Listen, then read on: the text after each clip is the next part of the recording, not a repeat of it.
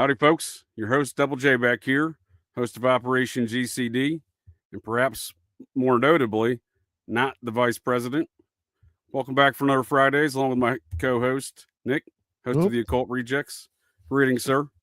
How are you, sir? What's going on? Doing well there, Cardinal of the Electric Head. I like the new title.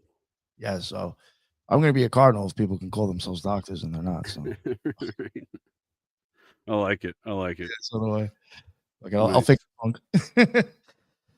So we got Vic. Let's go. What's up? Sorry about that. I was going to say, what's new with the Occult Rejects before we get into our guest here this evening? You got anything brewing over there? Yeah. What do we got? Oh, tomorrow, which I think you're joining us on it. Tomorrow we got Hauntingly Krista. We got a Canadian ghost hunter. Kind of well known, I guess, for Canada ghost hunting. So yeah. Got her, and then Monday. I don't want to jinx it. I have spoken to him, and I have confirmed. But the Occult Rejects Monday at 2:00 in the afternoon supposed to be going live with the one and only Craig Garwood, the High Side Chats. Oh, nice. Yeah, we got that to look forward to. Nice. Yeah. We had a great conversation on the Occult Rejects. A couple of them recently. The Untold Truth fella. Yeah. That's out live right now. I think it'll drop on audio in a few weeks, but yeah, that's out on the live now. I thought that was an awesome chat for sure. Greg Little. Yes, that's coming out. Mound doctor himself. He's an actual doctor, I guess, right? Yo, that had to be not a mounds, but I mean, he is kind of a mound doctor, if you will. I really thoroughly enjoyed that. That was a great conversation. I really enjoyed that as well, and he has an extensive knowledge about mounds, and that's coming from this mound dude, obviously saying that. So I always recommend his work and his Twixter timeline because it's always got great stuff on there. And then, that was a great conversation. I've followed him for years, so I was looking forward to that. Oh yeah, good. So that'll be coming out soon too, right? Yes, yeah, that's in a couple of weeks. Yeah, I didn't push it all the way back in rotation. I thought it was so good. I got my fresh tea from an Occult Rejects folk of the interwebs.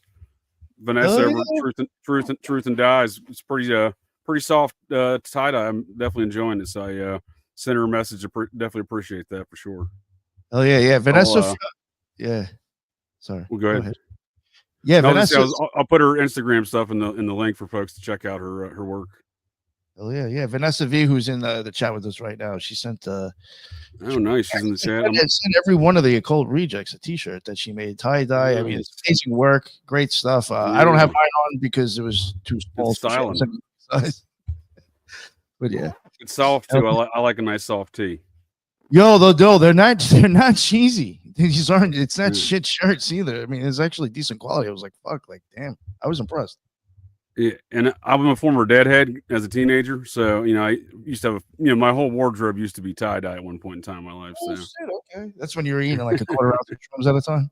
Yeah, basically.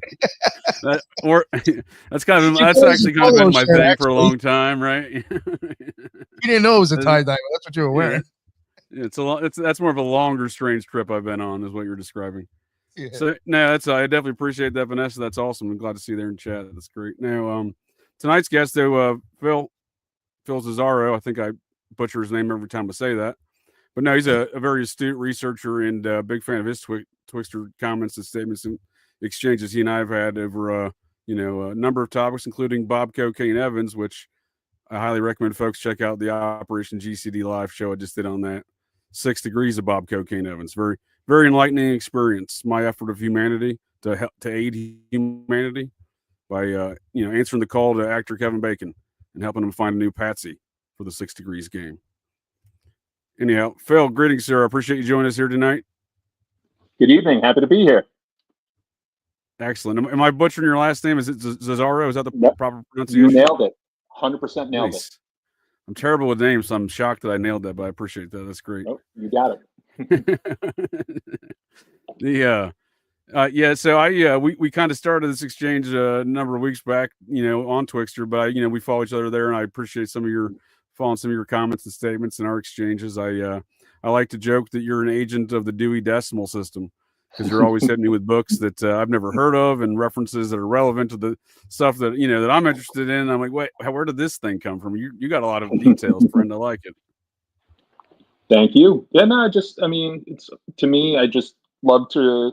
Ever since I really got into the mob, so we're talking about talking about 30 years ago in terms of really getting into mob books. You don't just want to like go with one. When they reference something else, when you have a heavy bibliography, you want to see what else is in there. And that's just kind of what drew me not only into that, but also like into the conspiracy, like further into conspiracy books. I remember reading a book about Johnny Roselli, and they referenced a book called The Crimes of Patriots, which was about the Nugan Hand Bank in Australia. So that, like, you know, Yeah.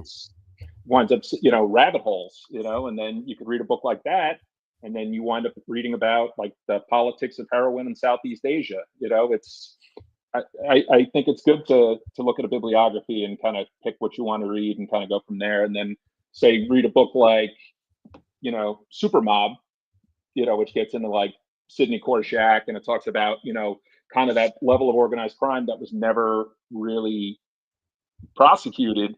And even though Gus Russo, the guy who wrote it's one of those, he writes well about organized crime, but in JFK, he's like Oswald and Castro, Okay, and, you know.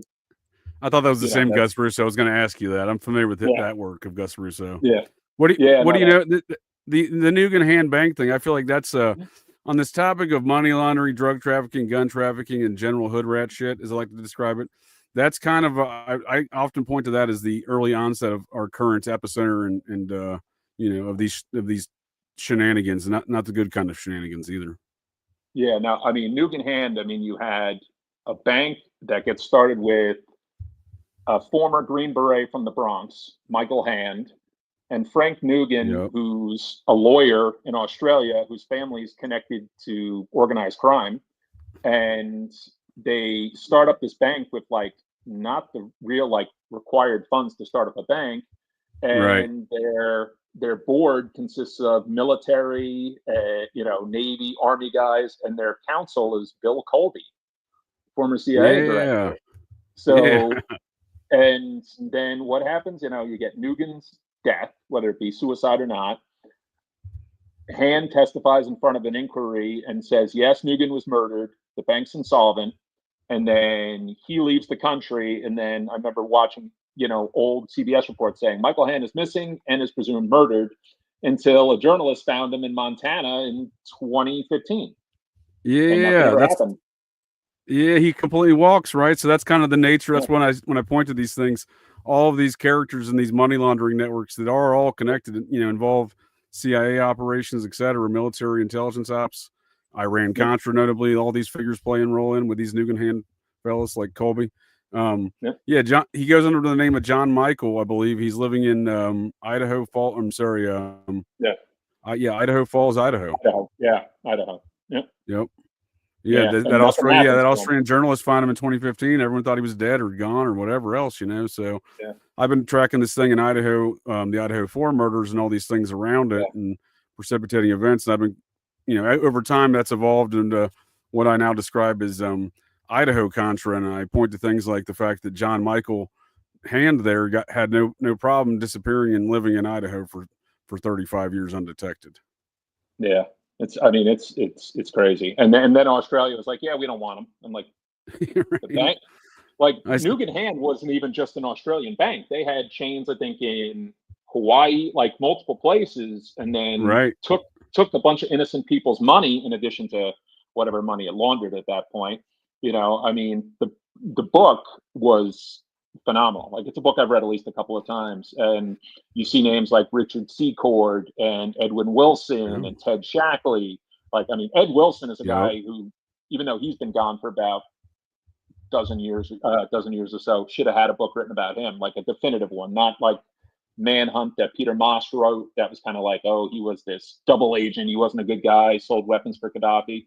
I mean, in the end, he did work for the CIA when he was selling weapons for Gaddafi.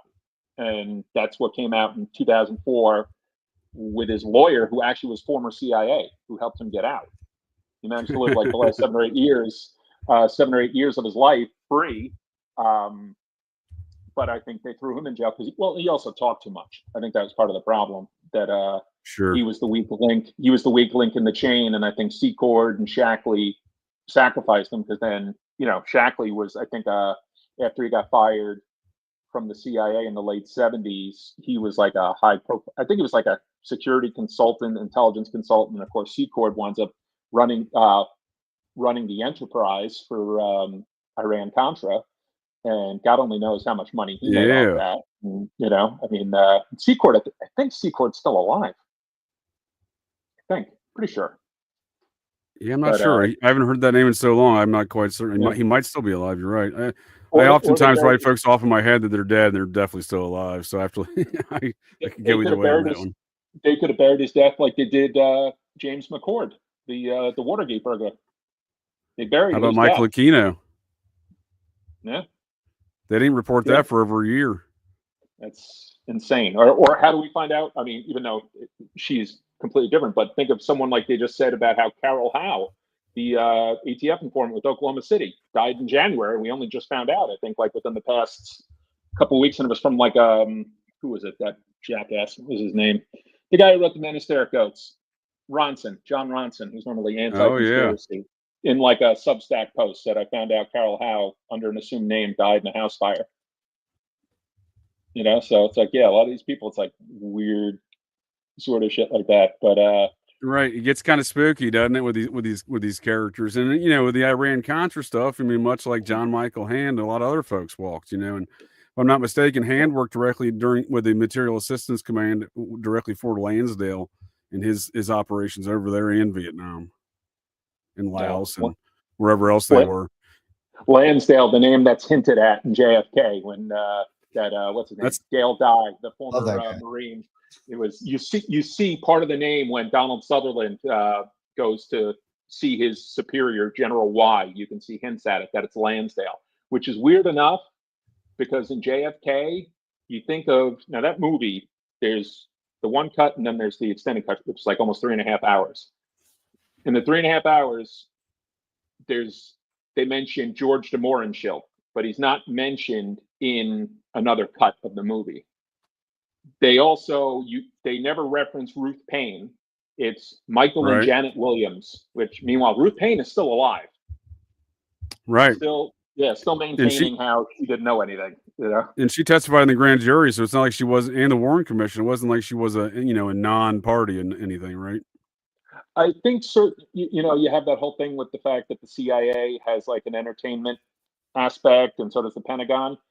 I'm not saying Oliver Stone would have cooperated, but I said you look at the fact that JFK, you had Arnon Milchan, the Israeli asset, producing that movie, which who was it? Sam Husseini just confronted Oliver Stone on that, and again, Stone might not have known. I'm not willing to throw him out and consider him compromised or anything like that. He did use a Scientologist book as one of his sources for that film. Really? Jim Mars. Yeah, that whole thing about Mars, I'm still shocked because I've read a good portion of Mars's books, and I like. Yeah, I was a big fan of his work, and then I was one day I was many of my travels I like to go see a lot of different things. One of which was at that point in time a lot of Scientology centers I'd go check out. They were at the time they were redoing all this. The IRS was forcing them to reinvest all this money they were sitting on, otherwise lose their tax status. They did the same to the Mormons too. That's why they've been building things for over a decade now.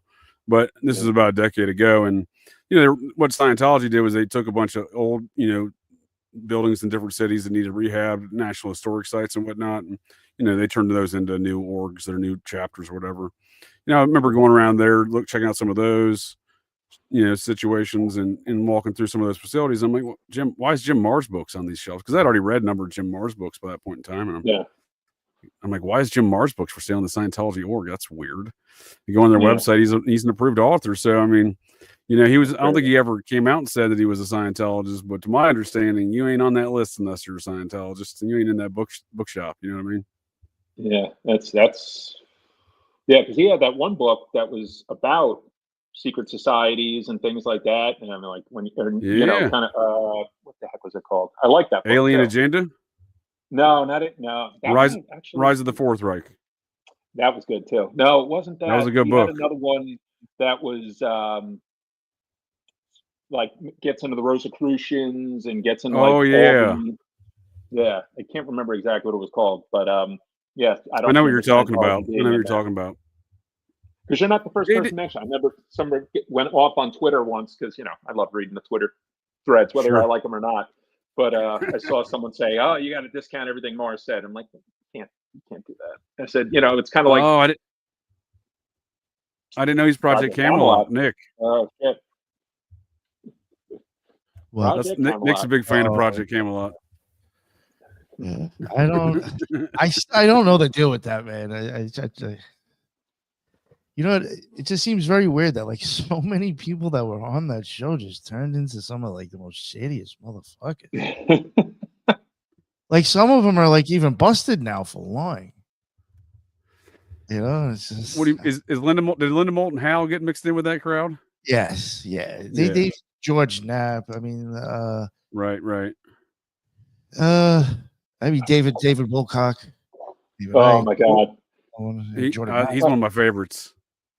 David Wilcock. Oh my God, that's why I love listening to the guys on Hidden in Plain Sight, because those guys rip into him constantly. And too easy. You posted that. I actually watched one of their shows. They do a great job. That's hilarious. Well, I got into them because of the whole Blue Avian. I don't know how people buy into these things, right? The Blue Avians, the 20 and back stories they were pushing. Yeah. Well, as bad as Wilcock is, Corey Good's worse.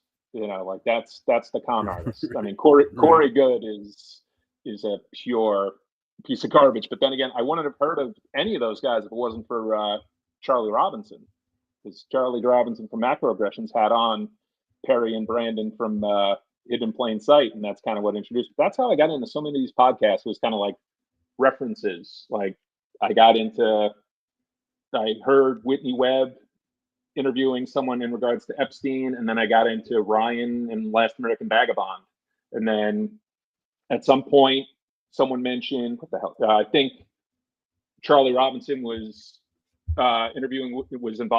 was talking either on his show or Whitney Webb, and got into that, and then OBDM, all those like podcasts that kind of just like jumped off each other, and that's eventually how I found Project Cheney and like so many different like other amazing podcasts. I said, are there weird podcasts? Hell yeah. But I said, none of the ones I've found have been weird, but some of the people like Wilcock and Corey Good and who's the one of the guys, they have Space Weirdo Friday. That's their thing. And who's another one? She's not a space weirdo, but she's kind of weird. Lois Vogel Sharp is like another person, because part of the whole thing was how a lot of these space people got into Q. And that became a whole, like Wilcock went from being ancient aliens and a guy that people liked having on and used to have a following, and then he went full Q, and that was it. And he kept talking about the arrest. Oh yeah, he went full Q. Hard. He full Q. Oh, you never go full Q. You never go full Q. Never go full Q. Even I was on like half a Q when I wasn't full. Yeah, you dip your toe in the past. Yeah, right. I wasn't doing like trust the plan and none of that shit. I was just like, maybe there's something here. Well, I mean, in the end, the crazy thing is, just real quick, the reason I even tied the two together is because I saw occult symbolism with Trump and I saw occult symbolism with QAnon. So I was like, oh, all right, it makes sense. So, and there's a lot of stuff that's true in there, but again, like any conspiracy, sprinkle a little bit of truth, and you just have people like. You have con artists. You have just well-meaning people, but then no one of those well-meaning people willing to take the lead. They're being led by someone, right? Who, in the end, a lot of order takers, right? Yeah, a lot of folks are just happy to. A lot of folks happy to subscribe to a con because, like you were saying, Wilcox and Good, they were separate con artists, but then they mashed their cons together in this weird, Martian. Bluebird weird situations. I don't know, but the one of the funniest things I find on the interwebs is watching both of those two melt down. Oh, it's fun. These two con artists. It's a train fantastic. It's hysterical. I love it. Their depositions, like Good's having to in his depositions, he's like, yeah, I just like make all this shit up, and he's like saying that's copyrighted. And he's like saying trademark after remarks. I'm like, this dude's a fucking lunatic. Yeah, he always said IP. Yep, my IP. But he'll say a phrase and he'll say like that's copyrighted. I'm like, whoa, dude, you're in a deposition. What is going on in life? What's happening right now? And then apparently he said, "Oh, well, I had to do this. I lied in front of the deposition because I just watched one of the Hidden Plain Sight ones from last week, and it was Corey Good being interviewed by this guy whose name is pretty much like the guy from Monsters Inc. His name's Mike Wazowski, but it sounds enough like Mike Wazowski from Monsters Inc. And Corey Good basically still maintains the stuff that he denied and said wasn't true in the deposition. So it's like he's trying to have his cake and eat it too. But here's the thing: Corey Good he owes a crap ton of money to his lawyer and to Gaia, Jay Widener and all those guys. And Jay Widener's on Twitter and he's relishing Good's downfall. Wilcock makes money on YouTube with the streams, even though people are starting to call him out on his BS, and then he promptly blocks them because he's a man-child. But he's still making he's still clearing like a few $1,000s like per stream, but he goes on 5 hours and like I'll watch it with my wife just for fun. I mean, watch on Hidden Plain Sight presenting it.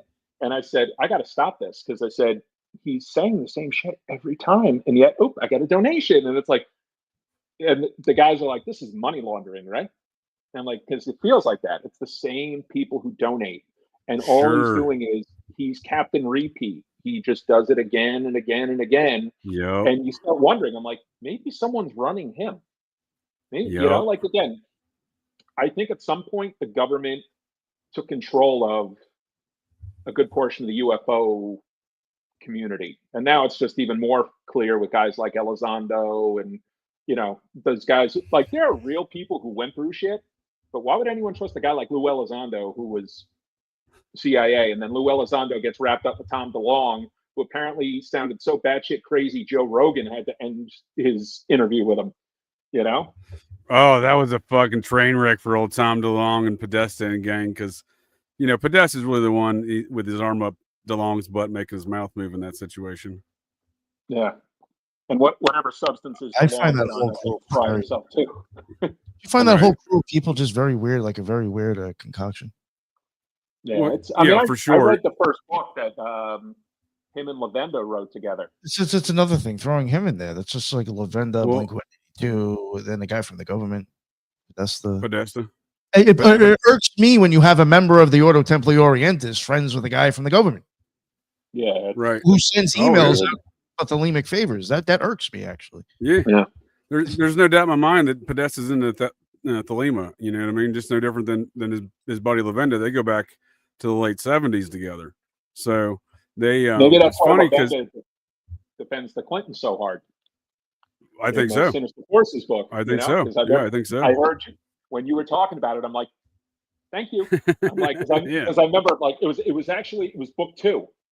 It was a warm gun where he goes in like, oh, the Republicans pushing these Clinton conspiracies and this. I'm like, we're talking about Jonestown, and all of a sudden we jump into this. I'm like, what the hell are we talking about? Well, I'm glad you brought that up. That's actually where I was heading with it. So you really can thank Podesta for your handle there, Vic Foster, being related to the Vince Foster case, because Podesta is the one who seized power and was probably behind that man's murder, because he's the one who seized power in the White House legal counsel office and then never relinquished power. He's been running the Democratic Party ever since, in my opinion. And that's a pretty. I don't think that's an obscure analysis in my part of that. Is a well accepted, thing. When you see the emails with, during the Obama administration, he's the senior advisor to Biden as well. He ran the Clinton campaign. He was behind all the Clinton stuff following the Foster death.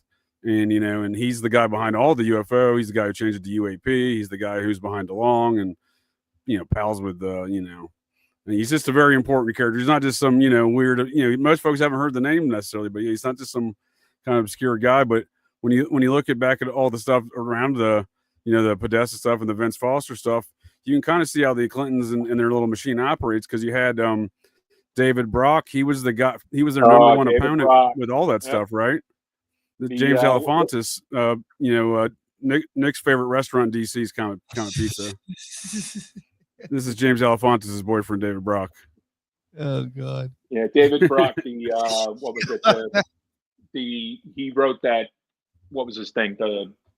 He had a couple things because he was originally on the right, And then he wrote his book about, because he wrote a book about the real Anita Hill and the seduction of Hillary Rodham. And then he was like, I had my, conversion and blah, blah, blah. And I was like, oh, he's a piece of shit. I mean, Media Matters, when he had his, I never root for anybody's death, but I was kind of hoping he wouldn't pull out of that heart attack. He's a piece of shit. I mean, it's kind of hard to feel bad about someone like David Brock. I mean, I don't trust any of his stories. I think he's a turncoat. I don't have any positive feelings about him whatsoever. Well, you can really unpack that whole scenario, and it really affects our modern era of parapolitics and politics today, because you got, not only does he have this turncoat situation the moment Clinton leaves office and suddenly becomes the best friends of the Clintons after being their number one opponent. Matt Drudge then takes his spot as the number one opponent of the Clintons in the conservative media, and he comes out of the Monica Lewinsky affair. He's actually their fake opposition that's born out of the Monica Lewinsky affair. And I can build a timeline of the events that go on around that, where he supposedly scoops Michael Isikoff. You may know Michael Isikoff's name because he's the guy that pushed Russiagate. Mm-hmm. He was the guy that they used his news article and said, look, this news article says that Trump hires hookers to piss on beds that Obama slept in Russia. It says it in the news article, so we should probably get a warrant for this, right? Yeah, it's a cop I don't trust. Who was another one? David Korn. David Korn was another guy who was like big into a lot of that stuff. David Korn wrote the book Blonde Ghost about Ted Shackley. That was kind of like a limited hangout expose of Shackley. Isikoff, I remember, I think he had hinted at who the intern was. Like that, you didn't name Lewinsky, but then you also had the fact that you had the murder of another White House intern whose first initial was M, and that was Mary Mahoney, who got killed at a Starbucks. Yep. Precisely. And her murder was investigated by the FBI because she was singled out in that that robbery where I don't think anything was actually taken. I mean, she was shot like 3 times. She was executed. All 3 employees. Her and her 2 employees there. Yeah. Yep. So and then and there's no sign of break-ins, right? Yep. And the guy who had information about it was allowed to go into a drug sting without protection and was beaten to death. Yep. Local drug dealer. Yep. So it's interesting because if you put all that stuff chronologically, you can demonstrate that the M they're talking about is Mary Mahoney, and she's so the story. Isikoff is going to be printing the story, but Drudge scoops him as the story goes. That's like July 3rd or July 2nd, and then it's the long holiday weekend, and then Mary Mahoney's murdered that weekend, right? And then the story comes out, but never identifying this intern until October. They don't identify for 3 more months. You don't hear the name Monica Lewinsky. Actually, I think it's 4 months actually. So, there's this whole you can kind of see where this whole cover up thing, and then building the fake narrative around Lewinsky, who's got some interesting connections herself. Oh, who was it? Well, whether I think some speculate maybe she was a honey trap, but then you even have the whole thing with the person who was representing Linda Tripp, Lucien Goldberg. Like, there was just so many weird things. And why did Ken Starr, whose initial purview was Whitewater, get brought in to do the Lewinsky story? Like, there's just such weird shit. And then during the early investigation, Jim McDougal dies of a massive heart attack. He's the witness against Clinton for Whitewater. They have him in some sort of Joe Valachi suite from hell where they're denying him medication. They're like, he didn't take because I remember when he died, I was already into a lot of this crap.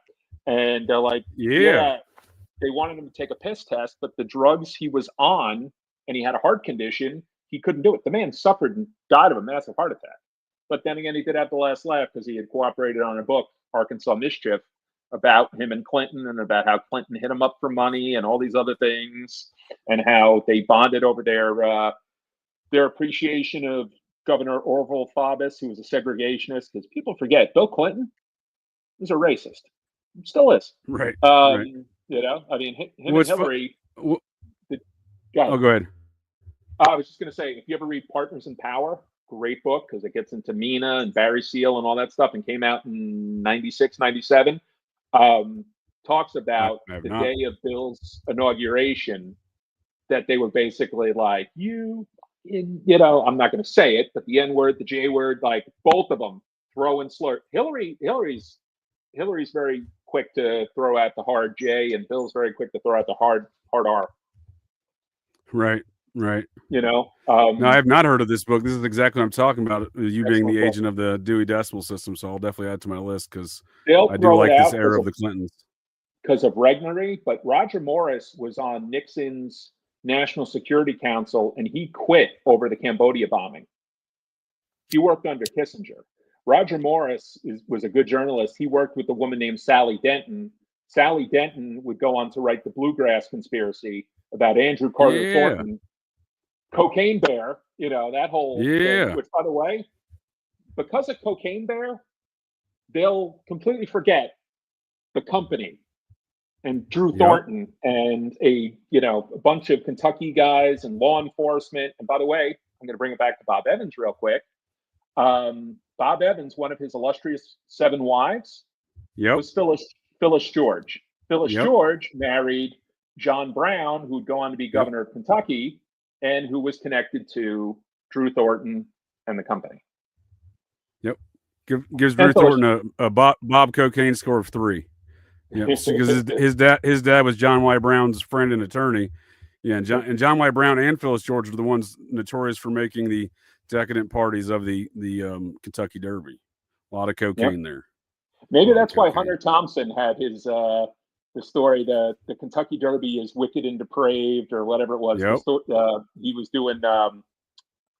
He had gone down there with Ralph Steadman. The first assignment that Ralph Steadman, who was a cartoonist, animator, would get hooked on acid and stuff because of Hunter Thompson, but they wound up getting schwacked when they go down to Kentucky. I think they missed the race. I think every story Hunter Thompson ever covered involved him missing something because he was like, and then he would do what they called the new journalism. Yeah, too wasted. And I mean, that man had a gonzo journalism.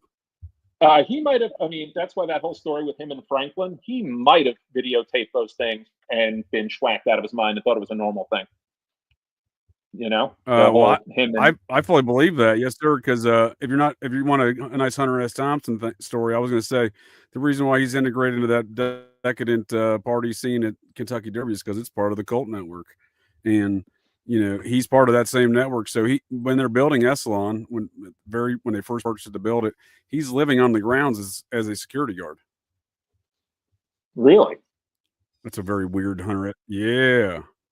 Well, he's chasing folks out of there with his guns. You seen him shoot his neighbor in Colorado. He was doing that shit at Esalen when folks come on the ground. When the folks come on the grounds there. There's so many with Hunter Thompson, the weird connections. I mean, his friendship with the Mitchell brothers in the O'Farrell Theater in San Francisco. He was a doorman. That was his story or whatnot. I mean, Johnny Depp, him and Johnny Depp being as good friends as they are. And of course, the Kentucky connection with both of them. They were both from Kentucky. Yeah. And I mean, I remember when Depp's neck deep in this whole scene of this neo process stuff too, though. Yeah. So it makes sense, I think, to me, that connection with Thompson. That's why I kind of, big time. That's why I kind of believe those stories from the Franklin scandal about Thompson. Folks want to write it off. I'm like, I don't know. That dude's pretty wild and out there. I could definitely, and then he's got this whole, he's integrated into the scene, if you will. Then, and again, when you're that close to Cocaine Bob, I mean, I think all bets are off. You can be just about anything because the stories I've heard of Cocaine Bob's proclivities in life, it's fucking dark. It's real dark. Well, I mean, he's him being such good friends with Roman Polanski. I mean, now when you ask me, and like I said, I am fucking honored to be on any podcast, but definitely on here. When you mentioned popping on, I was like, all right, I had this book, I hadn't read it. I already have read Super Mob. I had already read Bad Company about Roy Raden's murder, and I had already read The Big Goodbye about the making of Chinatown. And Bob Evans is prominent in every one of those books. I'm like, I got to read The Kid Stays in the Picture. I'm like, I remember. I mean, the man was larger than life. Let's call that what it was. I said he was far more than the shitbag producer that James Ellroy referred to him as in his own memoir, My Dark Places. Because just a quick aside, James Ellroy, when he was researching his mother's murder, brought in a guy named Bill Stoner. Bill Stoner worked the Roy Raden murder. And of course, I mean, Bob Evans, you could call him person of interest. You can call him an unindicted co-conspirator. And if you want to bring it full circle, clown world strangeness, who was Bob Evans' lawyer? Robert Shapiro and the Cotton Club Robert murders. Fucking Shapiro. Yep, Robert Shapiro. Yes, sir. Because at, at that point, at that point, well, him and Korshak split because of the drug bust that ensnared. Not even really a drug bust. The drug bust got his brother, got Bob Evans' brother, Charlie. Bob Evans. Everyone said later, "Why did you not call Sid?" And it's like, I didn't want to bother him. You should have called him. It was a phone call he should have made. And later, because that's the one thing I'll give Evans credit for. In most of his book, he's very self-deprecating, except you wonder about when he really, truly became a coke addict. And you do wonder about the women. He says he's addicted to his job, which is true. The fact that he's willing to leave his wife while she was pregnant to go handle something with the Godfather, this and that, whatever. That's a problem. That means his job was his addiction, and he lost. He lost Alan McGraw. He lost Alan McGraw to his job and Steve McQueen, and to another cult member, right? Because he was supposed to be at the scene at Cielo Drive that night, the murder scene of Tate Polanski's. He said he met a gal at a gas station on the way there. He was supposed to watch. Evans was supposed to watch Sharon Tate. He didn't go there that night. I think he was actually in his book. He says McQueen too, though. Something for work. Yeah. Well, and here's the thing. So he takes on a shot at McQueen because McQueen didn't attend Sharon Tate's funeral, according to Evans in the book. Right. And I was like, painting that. And I'm glad we're focusing on this. I'm glad we've gotten to this point with the Bob Evans, Tate Polanski stuff, because he's the one who introduced them. He's the one who arranged their marriage, and he's all around the whole scene there. Again, supposed to be there that night, etc. And there's so much weird stuff around that whole scenario with the whole Manson family in general. But I've been looking at these things for years, decade, 15 years plus. I've been deeply interested in Charles Manson. Full disclosure, he is a distant kinfolk of mine through the Maynard family of Pikeville, Kentucky. We're both Pikeville Maynards. So that was kind of some of my interest, though, is he's kind of a figure of American folklore, but he is really connected to so much stuff. He's as much as Americana as apple pie and baseball. But the whole incident there around the Tate Polanski home is become so fascinating to me because one of the Sharon Tate's dad, Colonel Paul Tate, his protege in the U.S. Army Intelligence, that man's daughter, his protege's daughter, is the lead detective and the most integral detective in the Idaho 4 murder case. I find these things weird. She references that murder is a seminal event in her life for numerous factors: her entrance into law enforcement, the fact she couldn't go back to Berkeley to go to college, et cetera, et cetera. But her father and Paul Tate had traveled from numerous assignments together from Greece to Chicago to California. And apparently when Paul Tate went undercover at the same time, she didn't see her father for a couple of years. So I presume her father also went undercover with Paul Tate investigating the hippie murders there. So it's weird that Bob Evans has so many degrees, so many folks involved, or that situation is connected so closely to this Idaho situation, not just through that connection, but Bob Cocaine Evans, the guy who did he didn't do the book. There was a biography written. The kid stays in the picture. Then there was a documentary made, an autobiopic documentary made on it later. The executive producer of that was a good friend of his, Grayson Carter, and in 2019 he starts this He starts his weekly publication called Airmail in 2019. It's a bullshit periodical thing, but it's being used as the primary source of propaganda to frame Brian Koberger, the suspect in the Idaho 4 case, through a writer named Howard Bloom. So this whole Cocaine Bob situation, he's getting almost as Americana as his pal Charles Manson, because, I mean, that's a weird connection right there. Yeah. Well, I told you that it's weird that a couple of years ago, so now I've been a book reviewer now for 10 years. And there's like one organization. Yeah, I just started on this a lark to get free books. But then it kind of went from there. But one of the companies I worked for, I don't pick them; they assign them to me. And one was the Howard Bloom Idaho murders, and I was like, oh, because I told him, I'm like, I like true crime, and I read it, and I'm like, I've read because I'm starting to think he, and again, I respect some of his work, but I said you start wondering, is he like a chosen person for certain aspects of true crime? Because he wrote Gangland about how the FBI got John Gotti, and he's written books about. He wrote one about, it was the mole hunt within the CIA that James Angleton led, and with the death of a guy named John Arthur Paisley in 1978, a guy who supposedly killed himself, but jumped off his boat, shackled, and shot himself on the way down, and then they found him and he was a few inches shorter. And I've read like 3 or 4 of his books. I think he even wrote a book about H.H. Holmes too. Like if you look up Howard Bloom's bibliography, he's written about Nazis in America. I think he wrote a book about UFOs too. He wrote about the Walker family spy ring. Yeah, Bloom's been around for a while, so he might have been the established person. I've read this book about, because it was short. That was the other thing. The book about Koberger was only like 150, 160 pages. Very short. You start wondering if some of these guys are like handpicked to be the mouthpiece. Like you see these guys who are like, even women too, like these prolific true crime authors, and some are good, and then others are like, is this someone just cherry picked? They're kind of shoveled the information, and then they just give you the mainstream line until a guy like Gabe McGowan comes around and kind of like just scatters them to the wind and gives them another theory there. Kind of like how, what was it? Pugliosi. That's pretty good analysis, because I'm not familiar with Bloom's other work, but he's. Oh, go ahead. Pugliosi didn't write Helter Skelter by himself. He wrote it with a guy named Kurt Gentry, and Kurt Gentry would later on write a book about J. Edgar Hoover.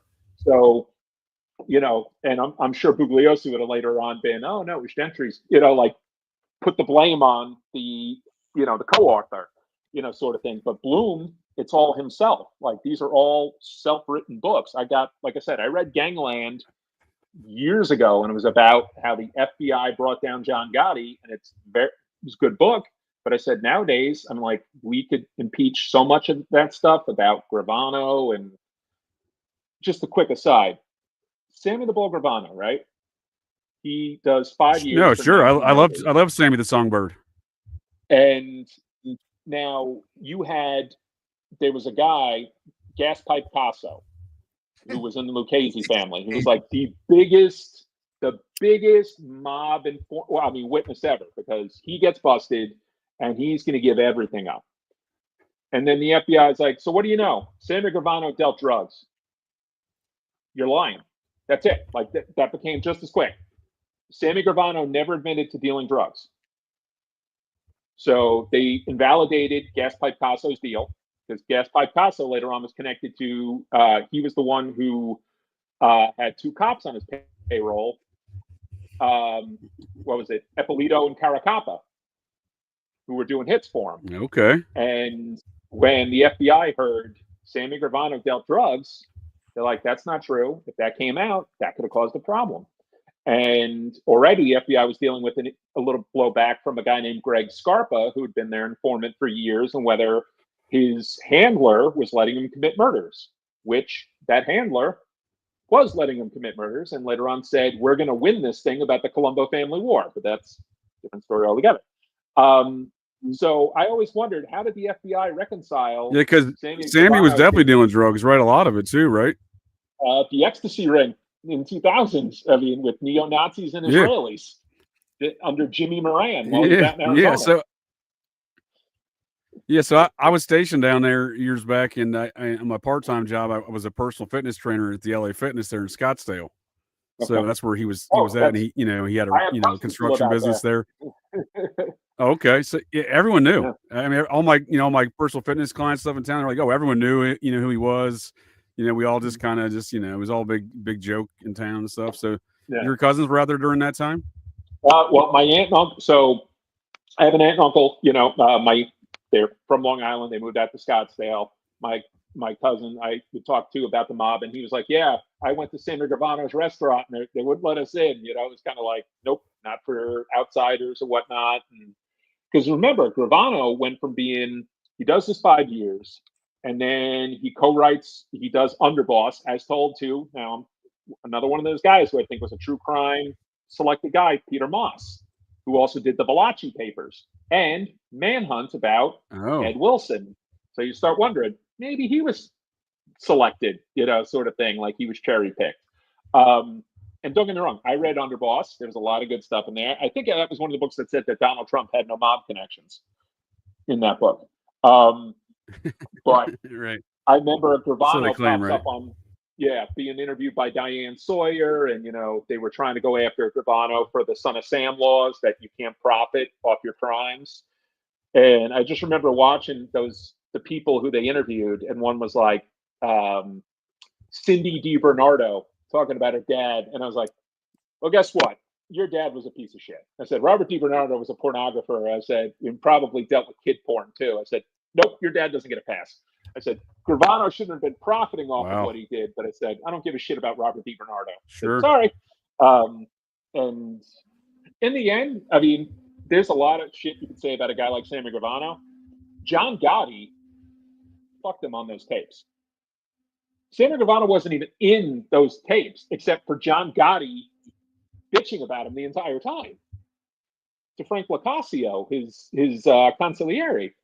You know, like, that's why that movie Gotti with Armando Sante was so good, because it's like him bitching about Gravano and the murders. He's like Louis Melito. Not the Travolta one though, right? The Travolta one was garbage, right? I never saw that one. Yeah, that was who was it? Kevin Connolly from who I like, but with Entourage, and I think was made with Victoria Gotti, who's just, you know, she's a mob daughter. She's just someone who's just she'll protect her dad's reputation to the end of time. I think John Gotti. I mean, I remember coming across something years ago on the internet, and it was testimony of a guy named Richard Brennicky, who would be named in regards to the October surprise. And I think even Iran-Contra. And he said at one point he was moving drugs that was going from the CIA, and John Gotti and the Gambinos were moving drugs for them. And I said, that is possible if anybody looked into Angelo Ruggiero, Gene Gotti, and Angelo Ruggiero's brother Sal, who died in a plane crash off the coast of Georgia. I said, if you look deep enough in there, I wouldn't be surprised if you find some connections. And who's to say? I mean, I read a book about the Colombian. I think it was called The Colombian Connection, and it was about the Medellin cartel and connections to the Gambinos. And the first time I saw the name Adler, Berryman, Barry Seal in there, you know, and I said, well, I was gonna say, you're talking Medellin. That's Cocaine Bob's folks, right? That's Lanny Greenberg. That's Lanny Jacobs, Karen Greenberger. That's her husband's. You know, he's the president of the Medellin cartel in America. We could call her a Black Widow at this point, right? I mean, she was she was cold-blooded. You throw her and Menser in there. I said Menser, I think, was a serial killer in some form. But yeah, I mean, Evans big time. Evans. And speaking of those Vatican connections, supposedly that phone sex lady, trans person thing that he murdered there around the same time as Raiden, that Menser sets in prison for that murder as well. That individual who was stalking that executive for that one Hollywood talent agency, you know, supposedly after calling that dude and stalking him all the time, harassing him, she was then calling some Vatican phone number. So then Menser would go on to kill this individual over the stalking, right? But that individual acted in a Roger Corman film, I believe. Roger Corman, who I just saw trending because he died a year ago today. And of course, who did Roger Corman help give a start to career-wise? Jack Nicholson. Well, I was going to say that's because that's Bob Cocaine Evans, one of his closest pals, Roger Corman. If you look where all the stable of folks that Evans uses when he takes over Paramount, they're all Corman folks. Even Francis Ford Coppola is a Corman guy. And Coppola. I mean, you know, like, he's a sick son of a bitch, isn't he? Who's a relation to Coppola who changed his name? Schwartzman, Cage, Talia Shire. Yeah. I mean, Yep. Nicholas Coppola. They got a whole network, don't they? Yeah. They got a whole network. I mean, think of the tentacles of the Coppola family. I mean, you got Francis Ford Coppola, and who worked with him? George Lucas. You know, like you have a connection there. Yep. You have Coppola's sister, Talia Shire. Talia Shire's two kids, Jason Schwartzman, who winds up between being an actor and then the drummer for Phantom Planet. His other kid is in the group Rooney. I mean, it just after spreads far and wide and shit like that. It's incestuous. I mean, it really is when you think about it. But Evans, like you said, like just, I mean, yeah, his group of friends. Think Warren Beatty. Who'd Warren Beatty's character in Shampoo based off of? Jay Sebring. You know, like it was, you know, I got to see that Sebring documentary that I think I just referenced to Dana. Did you know that Sebring's, if I may interject real quick there, Phil, I apologize for stepping on you there. Did you know that Sebring's business partner was Elvis Presley's spiritual advisor for decades and also his hairdresser? I did not. I did not know that. I just learned that recently. Well, here's something. Yeah, apparently, go ahead. I was say apparently Elvis visited the crime scene in the wake of the murders, and also apparently hired a team of armed security guards in the aftermath. And apparently, according to one book, self-published on Amazon that I have not ordered yet, but I will, the Manson family visited Graceland in April of 1969, which would make a lot of sense since Darwin Scott, Manson's paternal uncle, is murdered in May of 1969 in Ashland, Kentucky, stabbed 19 times in the still unsolved murder. Jesus. So it would put him in the vicinity. Unbelievable. That's crazy. Yeah. But they definitely knew each other. Well, I was just going to say, weird enough. Elvis. Well, Elvis is so much awesome, crazy, weird stuff. So speaking of the murder scene, speaking of Bob Cocaine Evans here, you can see him pictured with John Stamos and Bob Saget. I got us a photo lineup for some of the colorful characters here in Bob Cocaine's life. So it isn't it. He's pictured with these folks a lot. He's their guest at this gala event of some sort. This is in 2003. They're coming to his parties in 2008, including Lori Loughlin, the actress on there. Dave Coulier, the only one I cannot find involved in this mix out of the main cast there. Just the adults, you know, the Stamos, Saget, and Lori Loughlin. So that's weird because the owner, so the person who bought the murder home, the Tate Polanski murder home in Cielo Drive, is Jeff Franklin. Yep. The executive producer for Full House. And he tore it down. Got me too. He built a new structure. Well, yeah, he was trying to sell the structure now for like $85 million. The new building. Marilyn Manson has been residing in recent years. He was also residing in the previous structure along with Trent Reznor right before they tore it down, right before Franklin bought it in the early 90s. So all that's weird. And at the basement of this home today is a museum to Elvis Presley. Jesus. On the murder site there of the Tate Polanski game and the new structure owned by Jeff Franklin that's occupied by Marilyn Manson. So a lot of weird process style activities going on there, especially going back to the Manson cult with the murders and Elvis Presley Museum at this site now too. Well, some of Bob's pals right here, the Full House crew. So when you guys had on Miguel Connor, is that who you guys had on the call? Yeah. So with my reviews, there's one, the company I've been with the longest. They reach out and they're like, hey, pick a book. And all of a sudden I see the Occult Elvis. And I'm like, oh shit, I want that. So I can get a pick. I'm like, I'm gonna get to read that. So I'm reading that based off, because I watched that show. I said, that was an amazing show. And I'm like, oh, I want to read that book. I said, I need to read that book.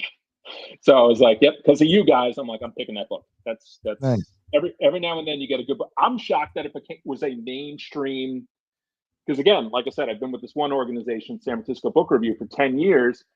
I get every now and then you get like some conspiracy, some kind of different sort of books, but not always.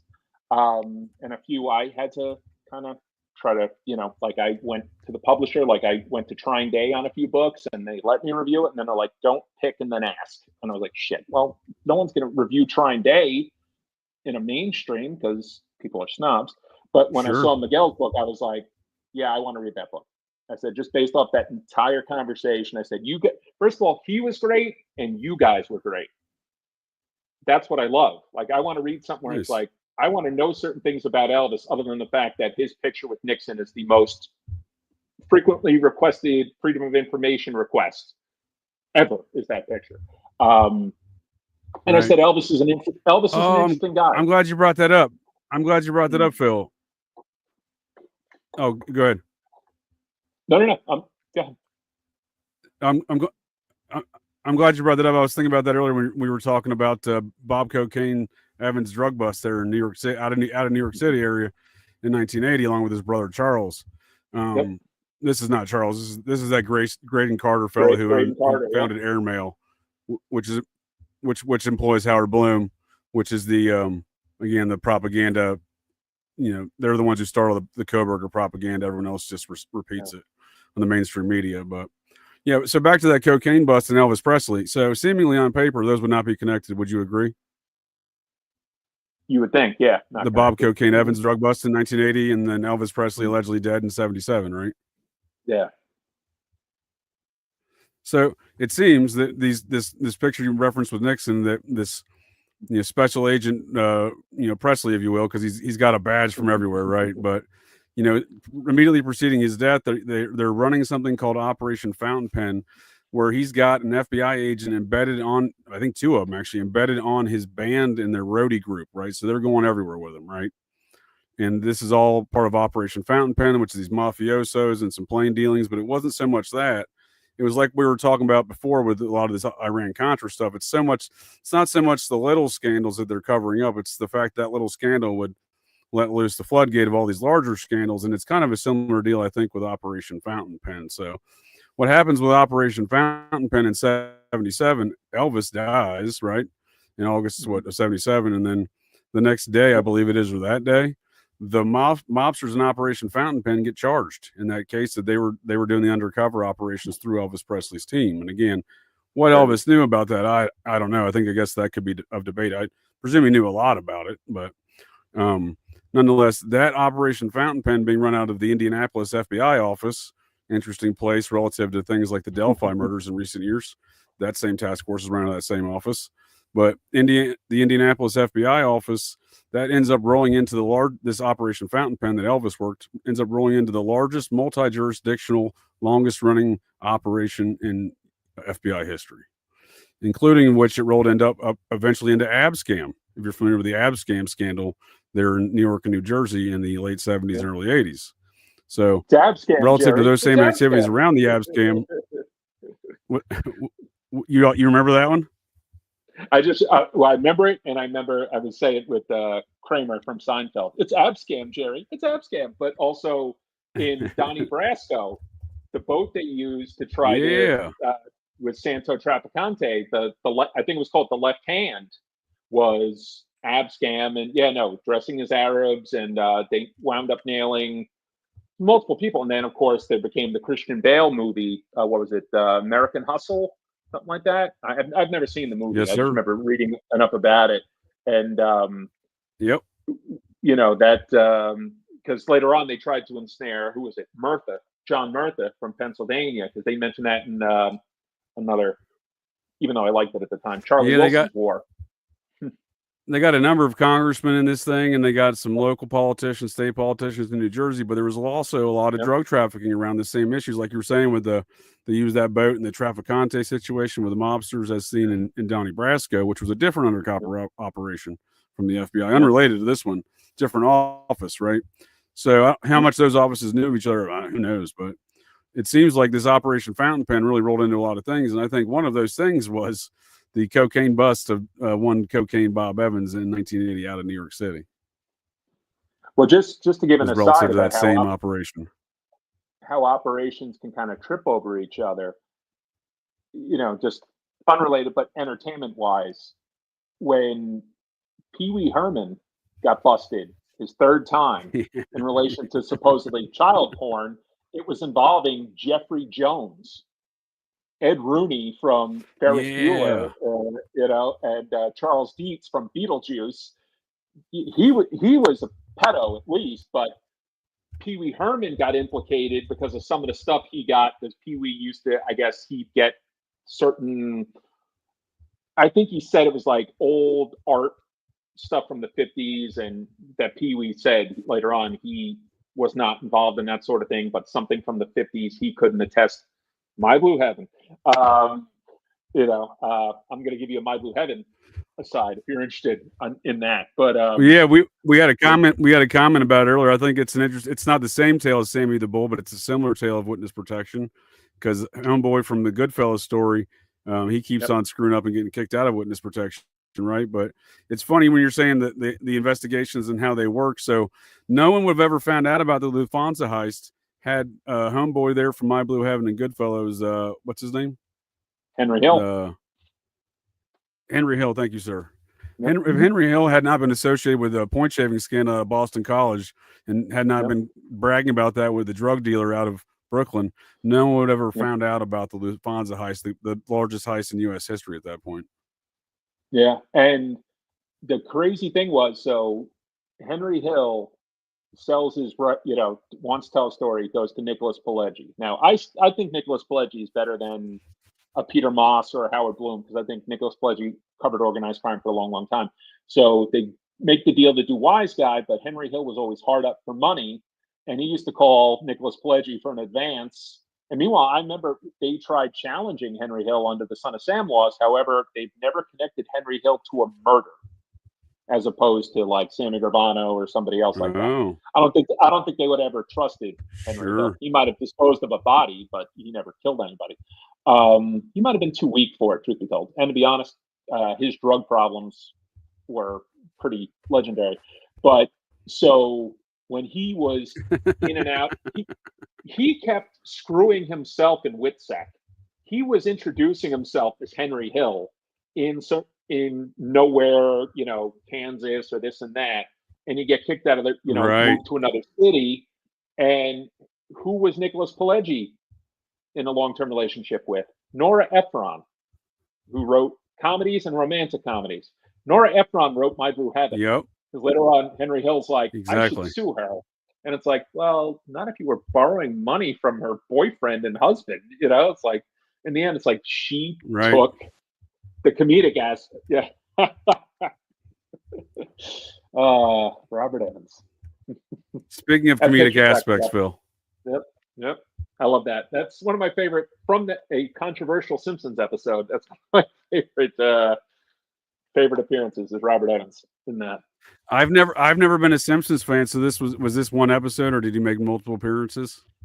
It was season 11. It was an episode called "Kill the Alligator and Run," and it's one where people are like, "This is when the Simpsons went downhill," sort of thing. I don't think it's that bad. Homer is like delusional, and by the way, Kid Notorious, that is from Nicholson, because Nicholson called him Kid and he called him Notorious, so that came from that. Nice. Because I watched an episode or two from that. But that Simpsons episode, they're on YouTube. Yeah, I saw that. I was looking earlier. I was like, oh, yeah. Shit. So the Simpsons episode, Homer's like freaking something's causing him to be an insomniac, and he's watching Bob Evans being interviewed by Charlie Rose. Now, by the way, talk about two people whose names went to mud. Charlie Rose for being Me Too'd, and Evans probably would have been Me Too'd if he wasn't Bob Cocaine Evans. You could say that their names went to shit with Bob's case, because old Cocaine Bob apparently had a real shit fetish. Oh shit! Really? Oh shit! Literally, when I say a real shit fetish, by some accounts, and allegedly he had built a very intricate multi-story slide with for which to poop down into hookers' mouths, apparently. Well, so in his book and in Kid Notorious, they talk about Sharon Stone hating his fucking guts. Pardon my language. But they talk about Sliver, which, by the way, is a piece of crap movie. Yeah. For so many reasons. But she heard rumors about Evans having someone chained up in his house and blah, blah, blah. And he's like, I'll give you $250,000 if you can prove it. In Kid Notorious, she's in it as being someone who's unhinged. She still, even though he's been dead for a while, still says he made her do certain things, even though she supposedly barred him from the set, that he pushed certain things with Billy Baldwin. And I'm like, well, Billy Baldwin's a shit actor. So I said, there's that. I said, didn't kill anybody, as far as we know, as opposed to, say, Alec. But, I'm like, I mean, that movie's horrible. Had no idea up until I read that book, though, that Sliver was based off a book written by Ira Levin, who wrote Rosemary's Baby, which, of course, is a rabbit hole in so many different ways. But yeah, it wouldn't surprise me. I'm sure he. Speaking of, if I may interject, Phil. Yeah, go ahead. If you said speaking of killing folks, here's old Cocaine Bob dating Natalie Wood's daughter, Natasha Gregson Wagner. Yes, sir. Robert there you Wagner. Go. Robert Wagner, adopted by Robert Wagner, not a biological daughter, but yeah, has her name for sure. Yeah, most likely the man responsible for her mother's death, though. Would you not agree? I believe him, even though some people try to say it's Walken because Walken was on that boat. I'm like, Walken didn't do it. I think it would have been too obvious. He might have played a role, but I mean, who had something to gain, right? I mean, it's Wagner, right? Yeah, no, it's Robert Wagner's a weird. That could be rabbit holes in and of itself too, I'm sure. Yeah. Speaking of rabbit holes, holy shit! Look at this picture. There's a lot of Nick. There's a lot of. What do you see in this picture, Nick? A lot of stuff going on here in this photograph. Oh shit! Now I recognize one of them. You can see Cocaine Bob prominently featured in the middle. It's his party. Yep. Is that Brett Ratner? Yeah, Brett Ratner. Yes, sir. And him and Brett Ratner for many years are doing a lot of very weird things. And when I say very weird things, there's multiple photographs of these men kissing in front of all the photographers at events. I don't know what that's about.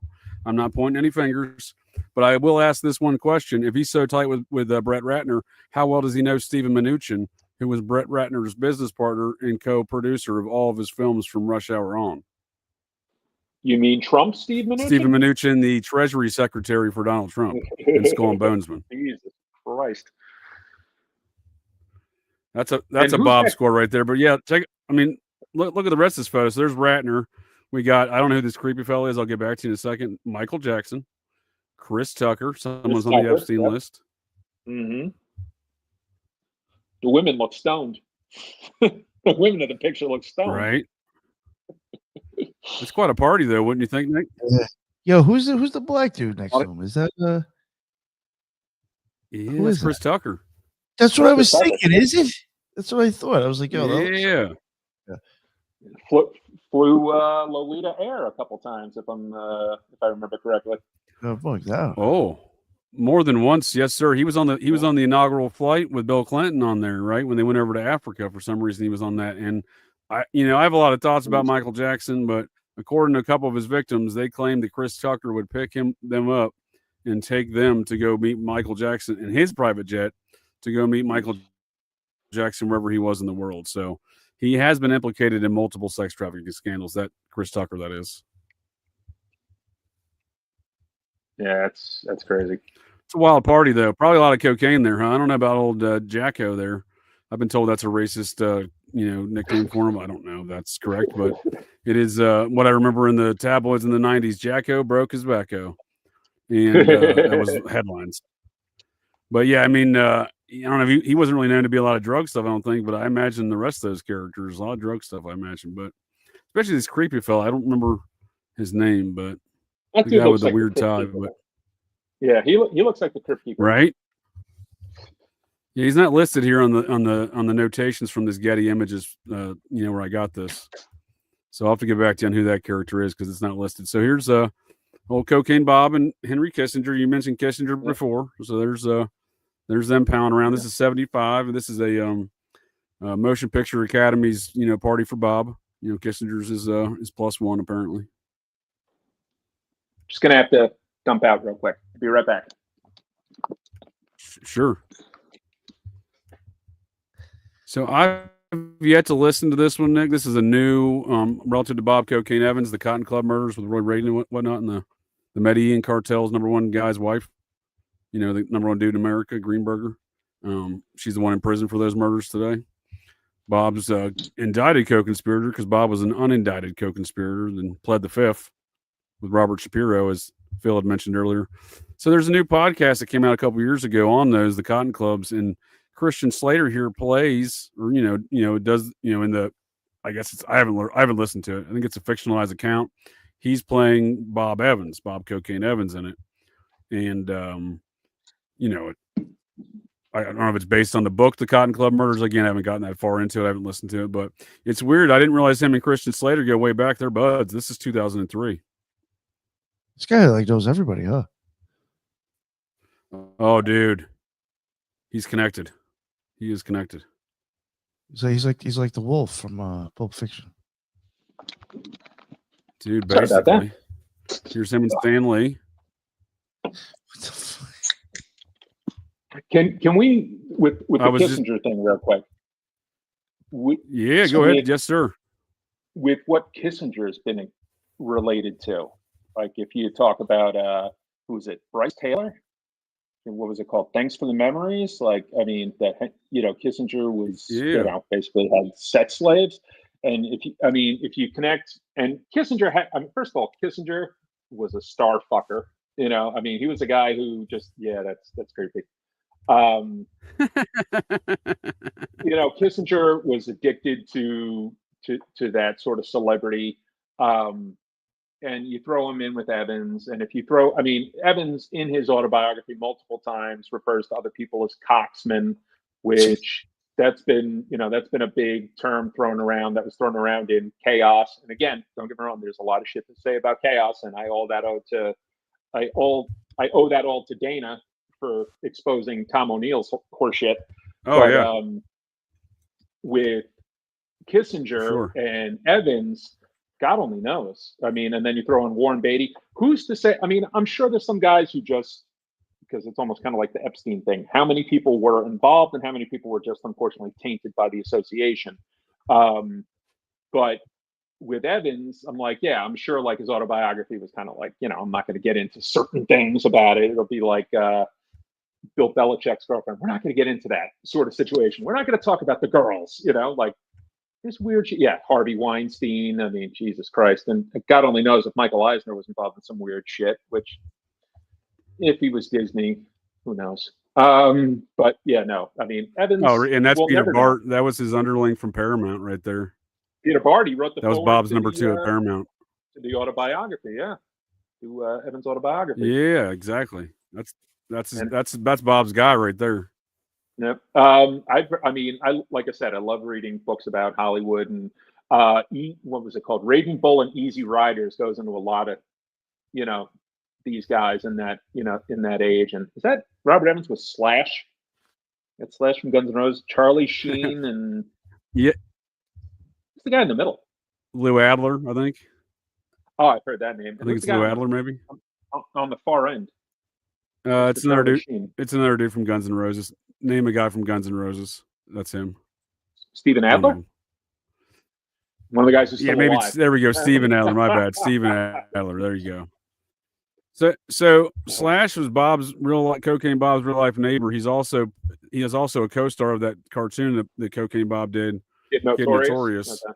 Okay. Bob plays himself in there. Slash plays himself in there as Bob's real life neighbor, and it is his real life neighbor. They did a lot.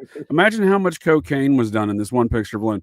The amount of money spent on cocaine by the individuals seen in this photograph rivals the gross domestic product of a lot of modernized nations. Yeah, you got Charlie Sheen, 2 dudes from Guns N' Roses, and Bob Cocaine Evans himself. And this squirrely fellow in the middle, I'll get back to who that is. He looks like he's done a lot of coke. The amount of blow that George Young and frickin' Carlos Later brought in probably would not have satisfied these 5. That's, you probably would have needed them and Barry Seal. And maybe even a little bit of Ricky Ross, thrown in too. But there you go. No, this is. Well, I think that's where Ricky Ross was getting some of his stuff. Was that Medellin coke? Was that what that was coming from? It was Medellin. Also, brought in by, some of the Nicaraguan guys, some of the cartel. The Nicaraguan Contra kind of like intermediaries, guys like Norwin Meneses and what was the other guy's name? Shit. Danilo Blandone, guys who, Blandone, yeah, I think. I would say Blandone, right? Yeah, Blandone. Yep. Have you ever seen Snowfall, the FX show? So here, that was a good one. What was it called? Snowfall. It was like on for like 5 or 6 seasons. I've never heard of that. It's really. I've never heard of that actually. John Singleton, Boys in the Hood. Before he passed, he did like the first few years, and it really got into, South Central, but the CIA and the Israelis, like they went to certain levels with that show that was really good. And like you had a guy who was, like a gung-ho CIA guy, and you could put that with the Americans. Certain things with that show was, really got into things. But my only issue with the Americans was Oliver North wrote an episode.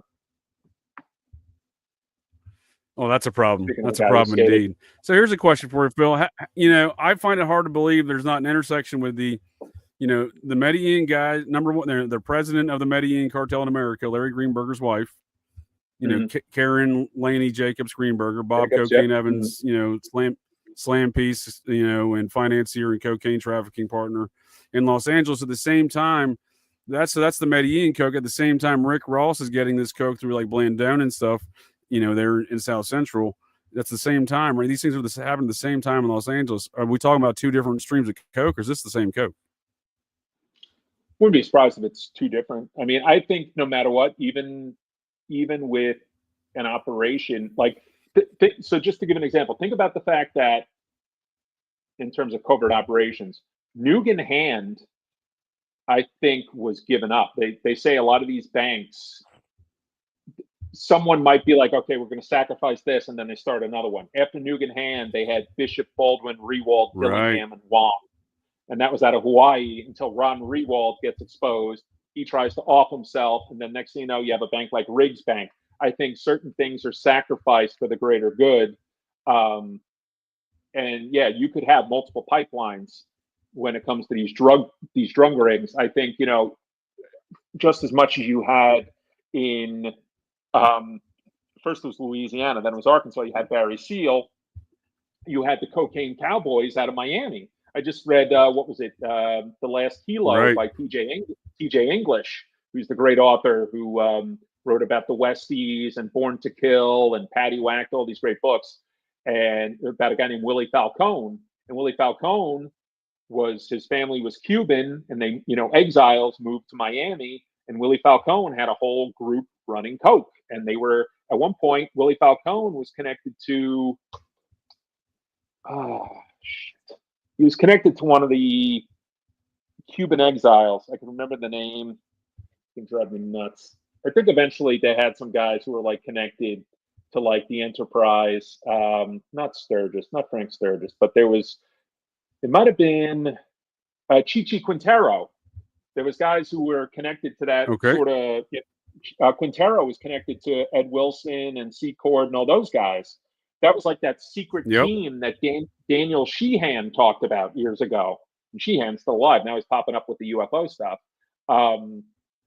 And actually was in one of the hearings about JFK, nodding his head, because Daniel Sheehan's been around for a long, long time. But I think there were multiple pipelines of drug running. Now, again, they talk about how Medellin and Cali were, rivals, hated each other. But you also had Mexico. You had drugs running through Mexico. That's they had when I think what's his name? Kiki Camarena, the DEA agent who was murdered. I think he came across something. Is that OJ and Paula Barbieri or in Trump? You are an astute, Phil. You are a very astute observer. That is one OJ Orenthal J. Simpson, his girlfriend Paula Barbieri at a Trump golf course with none other than President Donald J. Trump. So this is immediately about a year before the murders. Paula Barbieri would break it off with Simpson, and she would start dating none other than Bob Cocaine Evans. Bob got around. So Barbieri's Bob got around. So there's so much coke and mafioso stuff going around, the OJ stuff, and it's all Bob's guys that are taking care of the mafiosos, like James Caan, who puts his house up for bond for one of the mafiosos out there in LA, connected to all this cocaine trafficking. So again, I have to wonder, is Bob Cocaine Evans just like the main throughput of cocaine in Los Angeles? Because he's all over the cocaine trafficking and the Orenthal J. Simpson affair. Well, so are Scientologists. So is Charlie Manson's friend. But the root of all of it is cocaine stuff. And one thing that's always seems so obvious to me with the case was LAPD was like, this looks like a hit.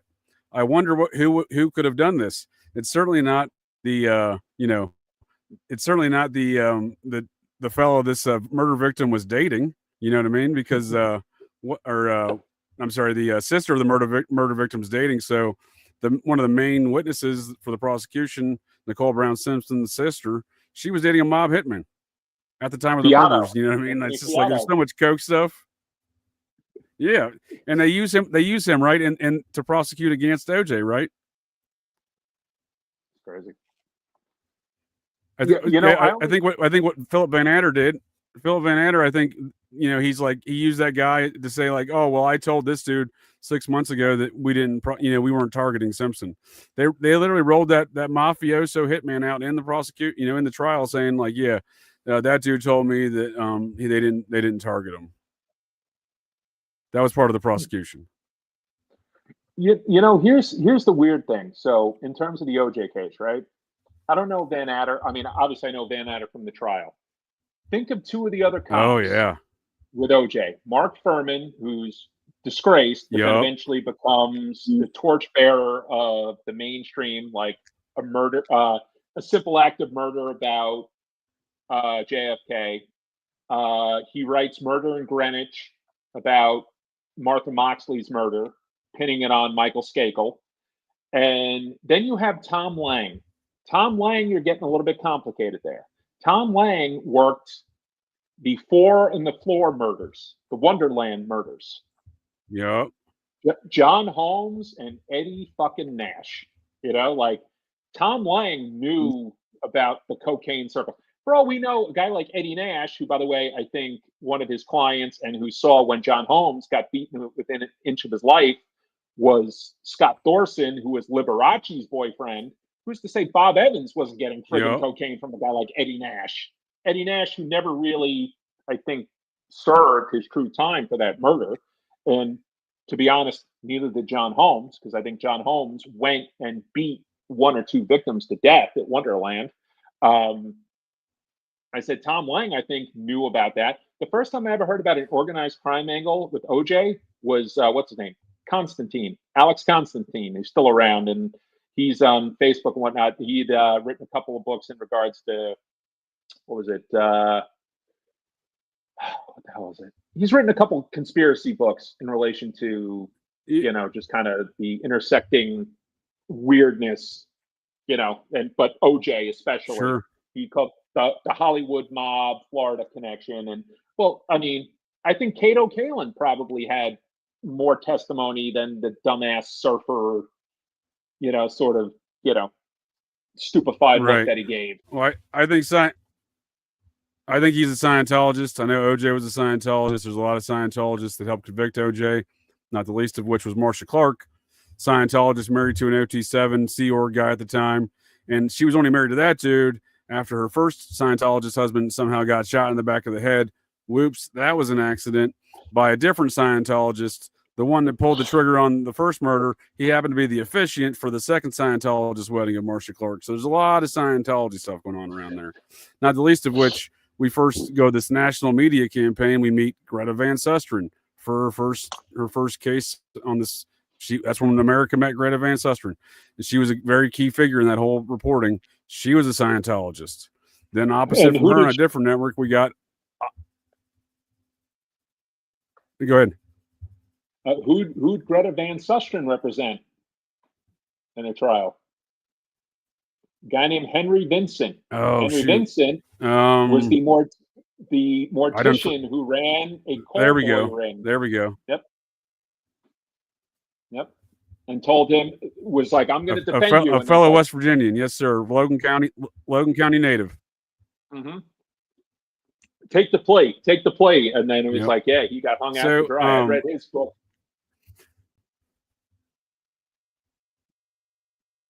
Well, I laugh in Nick Bryant's book when he talks about driving down to meet Henry Vincent in Logan County. I'm like, yeah, I could only imagine Nick Bryant, the New Yorker down in Logan County, going to meet this dude. That's just, it's a comical sight in my mind.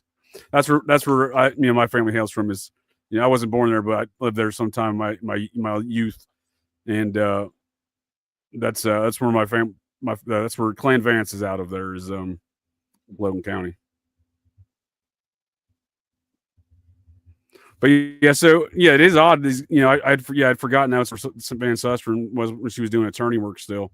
So yeah, she comes on the scene. Dr. Phil, I strongly suspect Dr. Phil is a Scientologist. We first meet Dr. Phil at reporting on the O.J. Simpson trial. Another character we meet reporting on the O.J. Simpson trial just left office as the district attorney.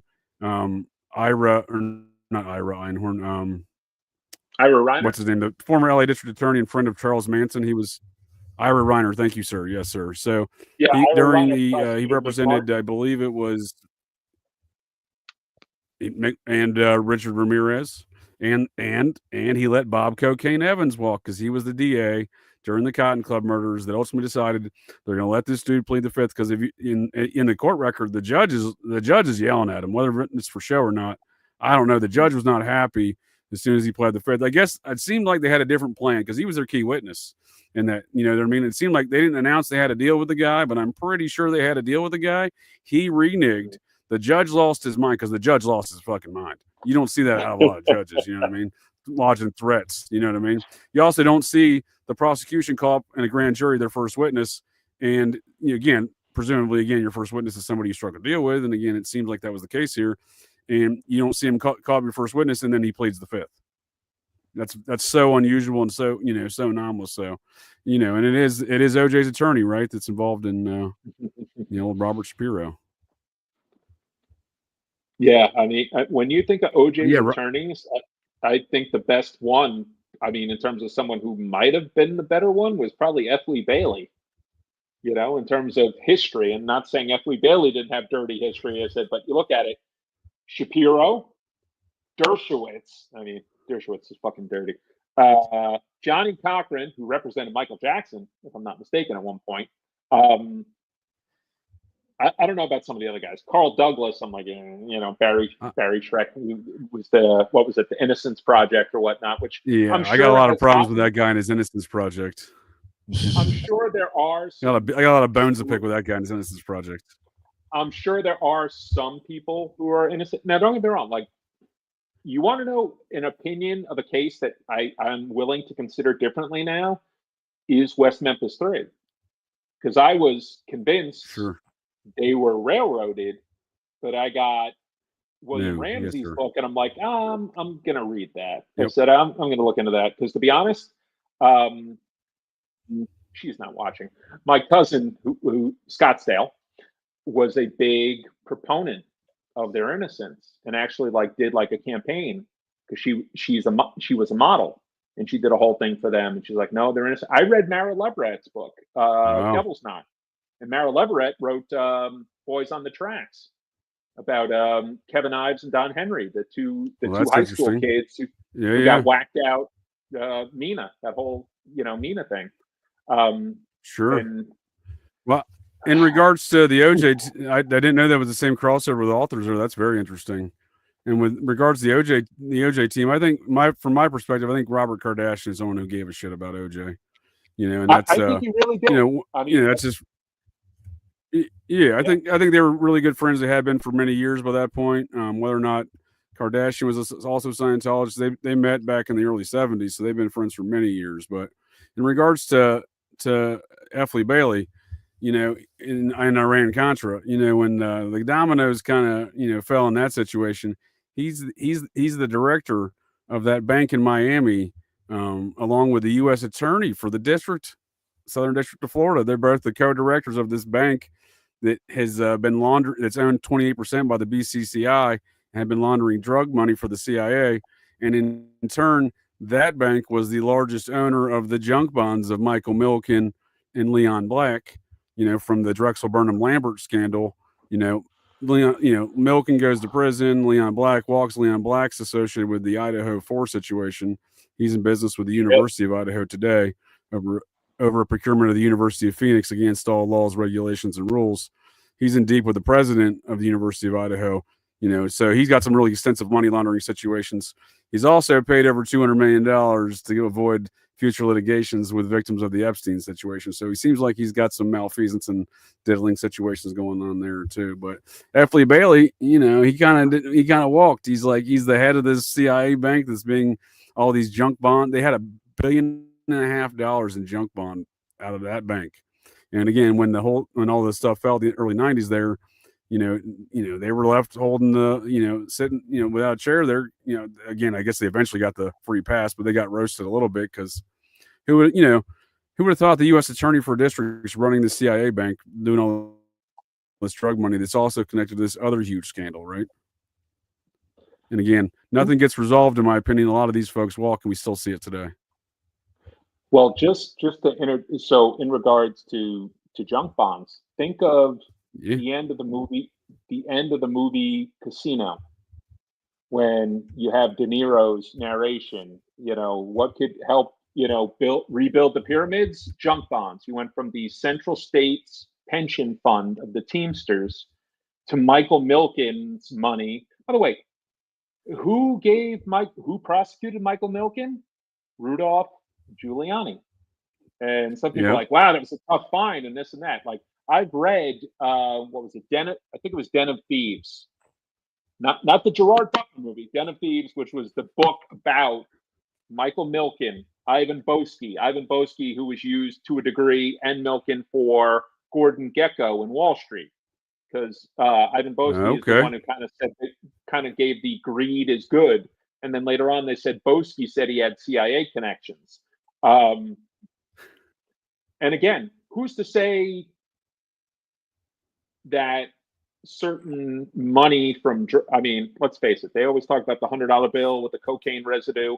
Who's to say drug money didn't fuel Wall Street booms? I'm sure it did, especially because as a shit ton of brokers were managing the hours they were doing by doing a shit ton of coke, which would be, let's face it, if we want to go into the pop culture realm, watch American Psycho.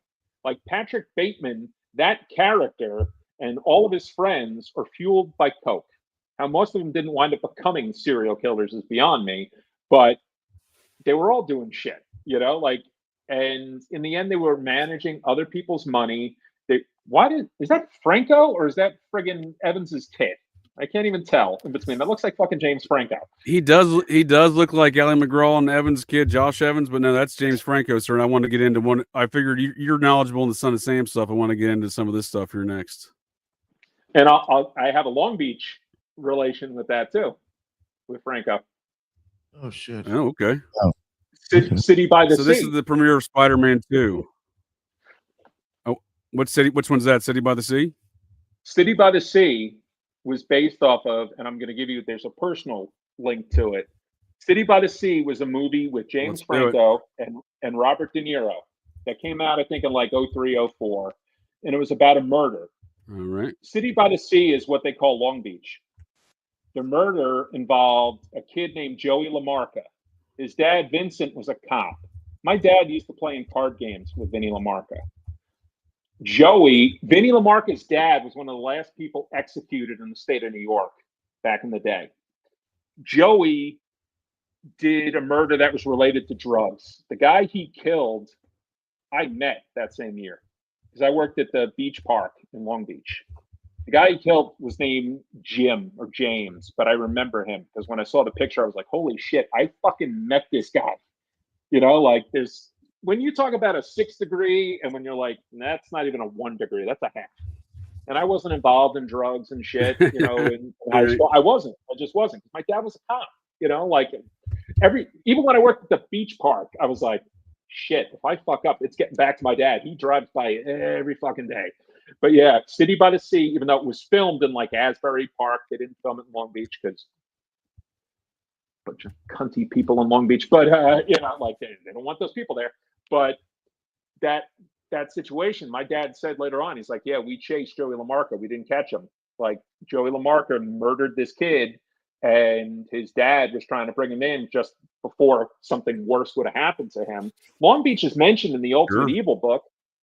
I mean, and one of the last murders that Maury Terry mentioned. Is it really? Okay. Teresa Fusco happened in Lynbrook. In that case, they threw out the charges years later against the two or three guys who were convicted of a murder. Maury Terry was on that note. I'm not familiar with that one. I'll have to check on that. That sounds interesting because I am interested in the Long Island aspects of this cold activity from the Ultimate Evil and extenuating actions. Because I was going to bring up next. I wanted to talk about this first, but the next thing I wanted to bring up, a little spoiler alert for you, Phil. You're reading my mind over here because I was going to bring up something from the Ultimate Evil in South Salem, New York, up there in Westchester County. Because, back to Bob Cocaine Evans, his mother hails from Westchester County. And her family is still very, they're prominent business folks in the business communities today. So if you're familiar with the Ultimate Evil, South Salem is a big part in some of Terry's storyline. The South Salem area there, South Salem is near Pound Ridge, where the Process Church had its headquarters in the early 70s there. South Salem is between Pound Ridge and the Connecticut state line. My family actually hails from just on the other side there. That's my origin story there in Ridgefield, Connecticut. Wow. So that's always been, that's how I kind of even got interested in the Ultimate Evil stuff was, just, looking, unpacking where I've come from, places like that. Yeah. It's so weird. So the Ultimate Evil, I got that book. It's weird. So I have very well-read, family and whatnot. And I remember going over to like my grandmother's. So like I lived in Long Beach. My grandmother lived in a small village, East Rockaway. And, my mom was one of 10 kids, Irish Catholic. Damn. And a lot of reading, and love my family regardless. Like my mom was Irish Catholic, my dad's Italian Catholic. He was one of 5, much smaller, much more disappointing. No, I'm kidding. But yeah, no, 1 of 10, 1 of 5. But I remember my mom was like, yeah, no, they're giving books away. And I was like, okay. And one of the books was The Ultimate Evil. And I'm like, it was like a 1986, like old school paperback. And I'm like, I'll take this. And at first I remember reading it, and it was the book opens on Arliss Perry, the murder of Arliss Perry out in California. And I was like, right. I was in high school. The connections weren't being made yet. So I was like, I'll put it away. And then I picked it back up in college. And then I read it. And then you just see like the inside cover, which talks about the timeline. And it talks about the last one mentioned was Teresa Fusco, a girl who disappeared. She went to Hot Skates. I went to Hot Skates. That's where they went, where they had birthday parties. It was in Lynbrook. Oh shit! Okay. One of those places. Yeah, it's gone now, I believe. But she disappeared, and she was found murdered. Old stomping grounds for you, though, huh? Yeah, I remember going to a couple birthday parties there. I was not a good skater at all, yeah. But I remember it, and it says at the end, the evil continues. I said, Maury Terry was, he's much maligned, but I said, it's bullshit. I said, I've defended him to people I know who were in law enforcement because no one ever wants to disagree with what law enforcement did, whether it be OJ, whether it be Idaho, whether pick the location. Very most political. Will say, yeah, that it's the brotherhood. You're not going to go against the cop unless it's outrageous. Even OJ. I mean, think of Mark Furman. Mark Furman's reputation didn't go to shit until they unearthed the tapes that he did with that filmmaker or whatever, where you just had him, That's the fake. Yes, sir. That's the fake narrative that was rolled out by the media. But if I may add some context to that for you, that filmmaker's like, oh, I have these tapes from 10 years ago where he said the N-word like 3 times. Yeah. At that very same time, the Internal Affairs Department of LAPD was conducting an investigation and completing a 42-page report, I believe it was, or 41, citing the numerous and continuous incidents of very inappropriate and wild activities focused around very racial tensions surrounding that of the actions of Detective Mark Furman. So that's ultimately why he, quote unquote, retired. that and the felony for the perjury situation. But again, part of the magic show, why focus on him? The felony perjury situation was because he pleads the fifth regarding planting of evidence. But why would OJ's team not focus on the actual guy who did? I mean, Furman planted evidence, it appears as well, but Van Adder was carrying around vials of blood around the crime scene, right? Yep. Just happened to be missing blood when he turned it back in. So why never ask Van Adder the same question, right? And Van Adder, I don't think he was the lead detective with Lang, but he worked that 4 on the floor case. Lang went to bat for Eddie Nash later, the suspect, in ordering the whole hit.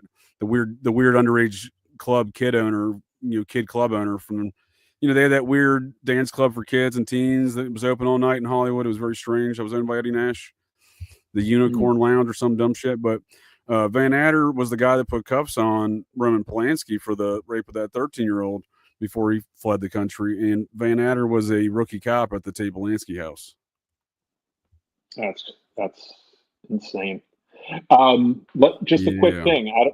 I don't know if I've mentioned this, but so a real in terms of Evans and that whole circle. So the big goodbye, which I believe Ben Affleck is trying to make this into a movie. Excellent book about the making of Chinatown. Affleck, huh? So in that you have the big guys. You have Evans, Nicholson, Robert Town, Roman Polanski. Okay. You got my attention, sir. Houston. And who's Angelica Houston's dad? John Huston, who plays big bad in that movie. Who was John Huston a good friend of? George Hodel. The one-time, lead suspect in the Black Dahlia murder. And part of the whole plot of Chinatown is incest. George Hodel went to go to trial over raping his daughter, Tamar. There is weird, wow, did Robert Town just think this plot up on his own? With a little help from Polanski, I think, jumped in on the script writing. Or a little bit more, where you're kind of tipping your hand a little bit. You're giving up the game and the fact of how fucking weird Hollywood is.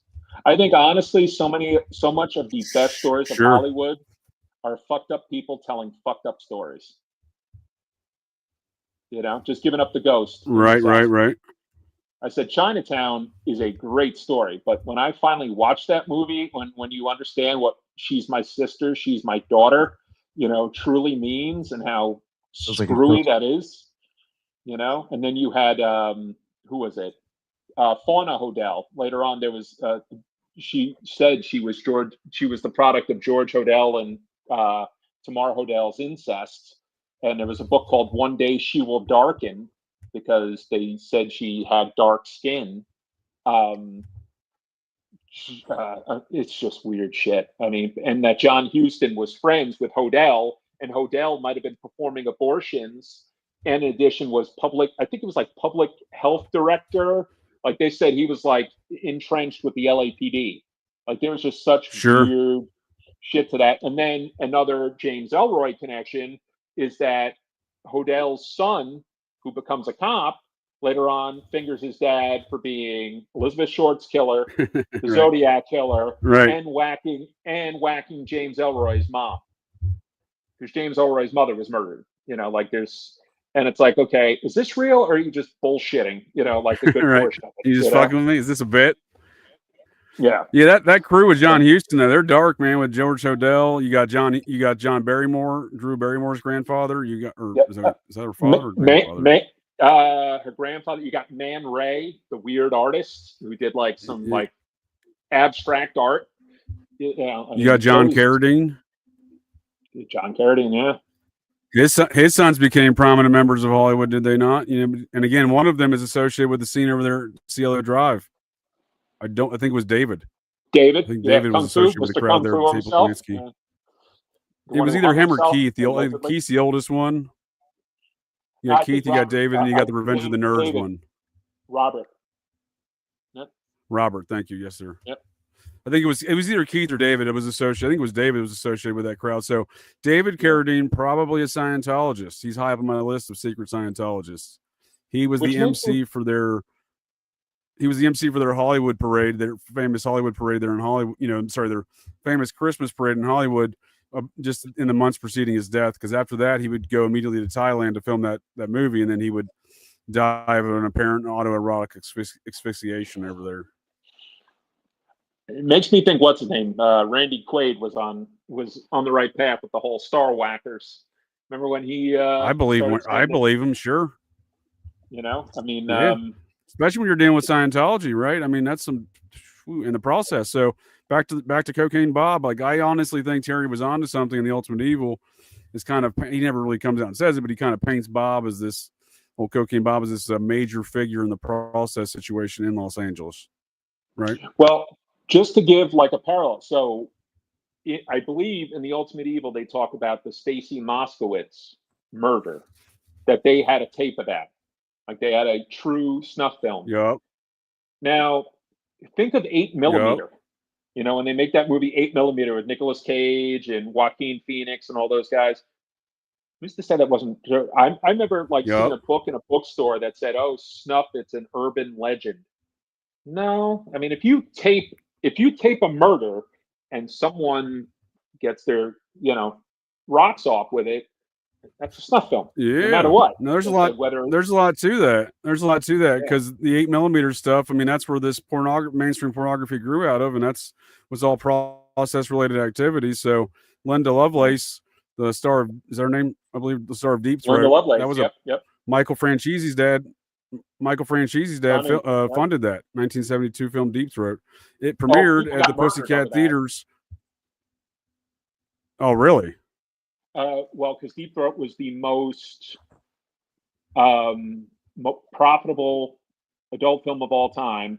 And so the guys so you had, I think Lovelace only got like a few thousand. The director only got like maybe 25,000. Right. It was the Perrano brothers, because they ran a distribution company. I think it was called Bryanston Films, because one of the other movies they would help bankroll was the Texas Chainsaw Massacre, which later on, when everybody was trying to get money for it, including Tobey Hooper and all these other guys, they had to track them down because they were bootlegging it. Like, there's a difference between what got messed up with George Romero in Night of the Living Dead, how he got screwed because someone messed up the copyright at the end, as opposed to what Bryanston Pictures did, which basically they bootlegged, they fucked them. And the Perranos made a shit ton of money off Deep Throat, because later on, Greg Scarpa would track them down and try to kill them. I think a nun got killed in terms of a crossfire. If you read Deal with the Devil by Peter Lance. Peter Lance went into Scarpa, and he also did some books about 9/11. And he did Triple Cross, Ali Muhammad, all that stuff. So the Perino brothers, that is the Colombo operation. So that was John Sonny Franchise. Yeah. Yep. Yeah. So Deep Throat premieres at a Pussycat Theater. Pussycat Theater, specifically, the premiere was there at the one in West Hollywood, and Linda Lovelace put her, she got her hands or whatever in the concrete out front or some nonsense. But that was a process church-owned theater, according to the notes and files of Ed Sanders, author of The Family, about Charles Manson. So, and also in those same files, looking through them relative to this matter with actually one more note with the 8mm stuff. So Linda Lovelace, she was infamous for doing all these, previous to that, doing these 8mm pornography films, right? Very short pornography films on 8mm. She also did one where she had sex with a dog, and not just any dog, a German Shepherd. It was 1969, and she did one, an 8mm with a German Shepherd. A couple years later, after Deep Throat, she got big. Hugh Hefner would famously invite her, according to legend and stories, invite her to the Playboy Mansion and basically force her to reenact that same scene for him in a private audience. And I believe they filmed it as well there. So these ideas that these weird films are not done in these private settings, I think is ridiculous. That was at the root of the Tate Polanski situation. A lot of these filmings at that house, these sex cult rituals they were filming, and other various weird sex acts. That's clearly what Hugh Hefner was doing over there at the Playboy Mansion, not the least of which forcing Linda Lovelace to have, reenact her infamous underground 8mm movie that was famous for years, right? Hefner said he tried to get numerous times, he could never get the dog and the actress to have sex together. So he was very adamant about, Linda Lovelace filming that for him for a new underground 8mm. I don't know if that one was 8mm by 74, but nonetheless, this environment where these snuff films and stuff like that exist, like that's a market that definitely has long existed around these nefarious and hood rat activities. Well, in terms of Hugh Hefner, just in terms of another story, Hugh Hefner, they talk about, have you ever heard of Dorothy Stratton? Yeah. So Hugh Hefner, so Dorothy Stratton became Playmate of the Year, but just as quickly and getting Hollywood roles, she's murdered by her jealous ex, a guy named Paul Snider.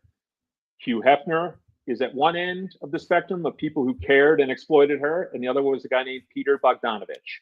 Peter Bogdanovich fell for an underage Sybil Shepherd when he did a movie called The Last Picture Show. Peter Bogdanovich is, to me, a strange dude. I mean, he wound up in The Sopranos. He was what's her name, Lorraine Bracco's doctor on The Sopranos, and he always had kind of like Evans, but instead of like a sweater, he had a scarf. He was a weird dude. I think he had. Well, I was gonna say that's a friend of Bob's, right? If I'm not mistaken. Yes, Peter Bogdanovich was a friend, and I mean, we could also talk about Robert Evans and Dustin Hoffman playing Robert Evans in Wag the Dog. Wag the Dog. Well, yes, sir. I was hoping to save that for a future discussion. You come back here, hopefully in the future we get into some more of those details. A lot to unpack with that one. I do like where your head's at there, but I would like to go back here with this Ultimate Evil project from James Franco, as we saw in picture with Cocaine Bob. James Franco apparently would get the rights from Maury Terry to make the Ultimate Evil into an HBO project, but as per the files of Ed Sanders, they both seem somewhat circumspect going into the matters. It seemed like Terry was circumspect and then contacting Ed Sanders to get his thoughts, and he kind of reciprocated, it seemed. Nonetheless, the project was done, and Franco once he got the rights, didn't make that film after all. He made this Ultimate Evil series with his production company, and then turned it into a YouTube series on his channel where Maury Terry is a Looney Tune nut job who's the bad guy in the entire thing, right? He would then take the rights of the Ultimate Evils that he legally procured there, but I would say under false pretenses, and didn't make these until after Terry died. Then he made this thing with his production company for HBO called The Deuce. And this highlights the S&M scene as seen in the Ultimate Evil on all this gay underground club scene, S&M scene, and pornography, and this underground pornography scene. That this is what this is basically a tribute to that scene. So he took the Ultimate Evil and the shit, all the hood rat, nasty, nefarious shit, and then highlighted it as if it's good. In fact, he plays the porn star in the series. Which, the thing that's kind of depressing, I've never seen The Deuce, but George Pelicano, David Simon was Homicide. He did Homicide, Life on the Street. Like, he wrote the book that became the show, and he also did The Wire. Like, he helped create that. George Pelicanos was a fiction writer, good one. I've read a couple of his books, and also wrote a few episodes of The Wire too. So if they missed that irony, I mean, who knows? Go ahead. Are you familiar with this? Are you familiar with this magazine at all? You ever heard or seen this? Maybe in passing, but not where it rings a bell right now. It's it's called a gothic magazine. It's basically for industrial rock, so it highlights, Skinny Puppies in here, Nick, and a lot of those kind of bands, right? Genesis, Bjork, and crew. It's basically a neo-process highlight magazine for industrial rock. Of the Nephilim. Well, I see Bauhaus, and that makes me think of the first time I ever heard of them was the Josh Zeman show, The Killing Season, where they had Bela Lugosi's Dead as the theme, which I like that song, but that's interesting because I'm pretty sure Zeman was in on the negotiations with Frank. I can't prove it. Based on what I've seen in the files and notes, I'm pretty sure Zeman was in on the negotiations with Franco relative to the Ultimate Evil stuff. Pretty sure they're working in tandem against Terry, if you know what I mean. Again, I can't prove it. I gleaned that from notes that Sanders took from conversations with Terry. So it is interesting. Oh no, for sure. He's again, like you mentioned, The Killing Season. He's done a lot of what I like to call process church cover-upper documentaries. The one there, Cropsey as well. But so this thing is what I like to call a propaganda magazine here. This is like a processed church glamour mag. It's all this industrial rock, neo-process stuff. And it came out of these guys, these Berger brothers, right? Fred and Paul Berger. Now, Paul Berger I think he's an artist of some regard. He worked for James Franco's production company on The Deuce. Oh, he also was identified by Tom O'Neill as a researcher for the book Chaos. Yeah, that place was out in New Hyde Park too. You know where that probably is, right? New Hyde Park, not that far from where I went to high school. Yeah, right. I'm like, damn, there's like train station goes through there, right? Doesn't the Long Island Railroad have a stop there? I mean, I went to Chaminade, which is in Mineola, and New Hyde Park. I mean, right there. So it's wild talking about this because it's like we're talking about towns that like I've literally drove through and stopped at and shopped in. Yeah. New Hyde Park is, I mean, right near Queens. I mean, I remember. Yeah. I remember it. I said I didn't go there a lot, but I said I knew enough to be like, yeah, it was right there. So, I just think it's a weird confluence of events where you see Franco, getting the rights seemingly under false pretenses, and then once Terry dies, makes this dog shit thing where Terry's the bad guy and he's a Looney Tune, and then highlights all this shit from the. You watch this? Yeah, isn't it on YouTube and a bunch of yeah, but yeah. What did you think of it? I'm pretty sure Weed Carr was the hero. It was I thought it was really weird. It came up, you know how that even came up for me to see that. I was watching man, who was that guy who was in American Beauty that like started doing like weird shit on YouTube? Kevin Spacey. Yeah. I was watching I was going through like his weird shit. Like purposely. Which is comical. I mean, it's dark, but on its face it's comical. Yeah, but I was looking at it because I thought like there might be like, this guy's like admitting to some weird shit or something. I'm looking at it just out of interest. And then like review like kind of I guess shows on YouTube about this, but saying that they thought Franco was a weirdo and that like this and some other things that he's put on their channel, like just thought it was like very weird. I don't know. And I was like, oh, the fuck is Franco talking about the Son of Sam for?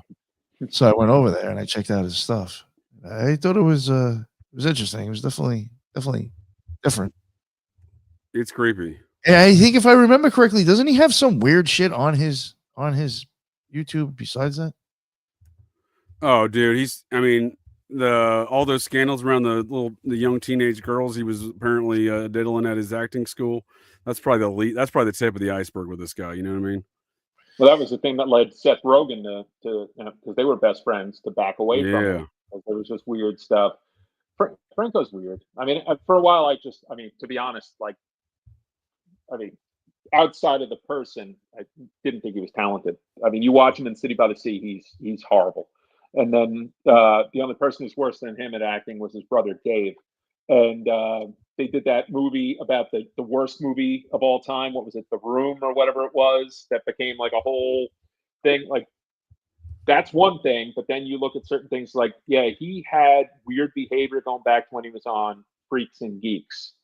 Sure. That one season, legendary show with Judd Apatow, like that whole. And I said, given enough time, they will dissect every person from that show for some weird behavior. I mean, kind of like that 70s show with Danny Masterson. I'm sure if you went back with Kutcher, you could find weird shit. I mean, the serial killer. So much. And likely Scientologist. Yeah. You familiar with that story? I think most of them aren't they? Kutcher, first of all, one of the rape victims in the Masterson trial was dating Masterson at this time. Kutcher was picking up his girlfriend for one of the Grammy or Oscars or something, and she's laying dead in the living room. He looks in and apparently doesn't see her. Looks in the window and then goes to the party without her. Goes to the award ceremony, and then the cops are called later by some other party and they find her dead there. Well, Kutcher was making some weird, according to that woman who was one of the rape victims, he was making some weird calls and text Masterson that night around that same time he went over there to pick up his girlfriend. So he later would testify as one of the main prosecution witnesses against the guy who they put in jail for the murder of his girlfriend. So pretty odd if you ask me. Well, you had the fact that on the show, like when the show started, because I watched that 70s show, Mila Kunis was like 14 and she lied about her age. And you have the fact that Kutcher's character is sleeping with her. And you also have the fact that I remember hearing at one point that Topher Grace kind of separated himself from the rest of the cast. Well, Laura Prepon was a Scientologist. Danny Masterson was a Scientologist. I think Kutcher was. I can't say what Mila Kunis was. I said, if you want to put Mila Kunis in a different thing, connect her with the fact that she's on Family Guy with Seth MacFarlane, and you want to go down the Seth MacFarlane rabbit hole. That's for sure. He fucked Amanda Bynes, managed to miss his plane on 9/11. That was one of the ones that hit the towers, along with Mark Wahlberg in a different, sort of thing. Right. And then becomes one of the biggest. Go ahead. If I may add on the Scientology before we go from the 70s show, that's one of my favorite topics because I use that as an example of how all these Scientologists stick together. That whole cast was Scientologists, even the parents. So if you look at the mother, all the stuff she does is with her Scientologists. So, for example, she would frequently appear with Giovanni Ribisi in the television show Friends as the sister-in-law of the one blonde-haired lady. Ribisi played her brother, and then she played the wife of Ribisi. She had the kids for them, the blonde-haired lady, Phoebe. Phoebe on Friends. Yeah. Well, so Phoebe was the surrogate for her on Friends, right? And then Red Foreman, he's the choreographer when Sylvester Stallone is staying alive with John Travolta. They're just greasing up Travolta the entire time, and Stallone was getting greased up too there. But him and Stallone were the choreographers for the film that Stallone directs. Stallone's got a lot of Scientology connections. Travolta, obviously a Scientologist, especially at that time, a very prominent one. It appears that old Red Foreman would also fall in that department, if you ask me. Well, interesting connection. So you said Giovanni Ribisi, right? And yes, he was on My Name is Earl with Jason Lee, a one-time Scientologist. Ethan Suplee, that whole cast is. And guess who? I don't know if she was Scientologist, but I think Jamie Priestley. I think Alyssa Milano might have been involved with them too at one point. She was on that show. Jason Priestley, and I think the only fellow that might not have been was the fellow that Jason Priestley was married to, the black fellow. I think he was the only one that I couldn't verify was a Scientologist. Yeah, Jason Lee, yeah. Well, no, Jason Lee was definitely a Scientologist. When he allegedly left the church, moved to Dallas area, a bunch of land, and the locals had a town meeting thinking that Scientology was invading like they did in Clearwater. Well, here's a weird thing with Jason Lee. So I read a book about the making of Dazed and Confused. If you want to talk about some weird shit top down with that entire Let's do it. thing. So Giovanni Ribisi's sister was in that movie. And she was in a relationship with Jason Lee. And at some point, Jason Lee was considered like her guardian, even though they were like dating. That's weird. Well, her friend in that film is the fellow that Kevin Spacey allegedly raped. I presume at Jeffrey Epstein's bungalow. Anthony Rapp. Yep, I presume that went down to Anthony. Well, if you look at his story, he said it was 13, and it happened the summer he was 13. You look to see where Anthony Rapp was that year. He was at Interlaken, the same summer camp that Jeffrey Epstein had a bungalow and funded up there in Michigan. So I suspect that could have went down, given Spacey's connections to Andrew and Andrew's connections to Epstein. I presume that rape of Anthony Rapp may have went down to Jeffrey Epstein's bungalow in Interlaken. But don't forget, how did Kevin Spacey address that? Well, back then I was drinking a lot, and I'm gay. And it's like, right? What? About the same way Bill Gates did, right? Well, he's dead now, so you'll have that. I'm like, so Travolta, and is that Sage Stallone? Yeah, or is that John Travolta's son? Because again, Stallone and Travolta go way back. Jet Travolta? No, that's Sage Stallone. But you tell me that don't look like John Travolta. No, it definitely looks like John Travolta. He went the way of Sage. He went the way of Jet Travolta. He also committed suicide, I believe. Well, did Jet Travolta die, or was he a sacrifice? You ever wonder? He may have killed both of his sons. Look here, this is I'm never going to be convinced that's Sage Stallone. That's Sage Travolta. You could convince me of that. Again, this guy died too, right? He died a weird death. He doesn't look like the same one who played Rocky Balboa Jr. in Rocky V. Let's put it that way. That's him. Yeah. I mean, he look at that movie. He looks like a young Travolta. Yeah. I mean, again, him and Travolta. Back to again, he directed and helped choreograph the film, Staying Alive with Travolta there, which again has its own kind of Son of Sam connotations and relations with the song, but nonetheless, like he looked like Travolta back on that scene in the Rocky film. They go way back. Look at that. That's a young John Travolta right there. That's not a young Stallone. You know what I mean? Well, you want to hear a weird thing? I know it's Travolta.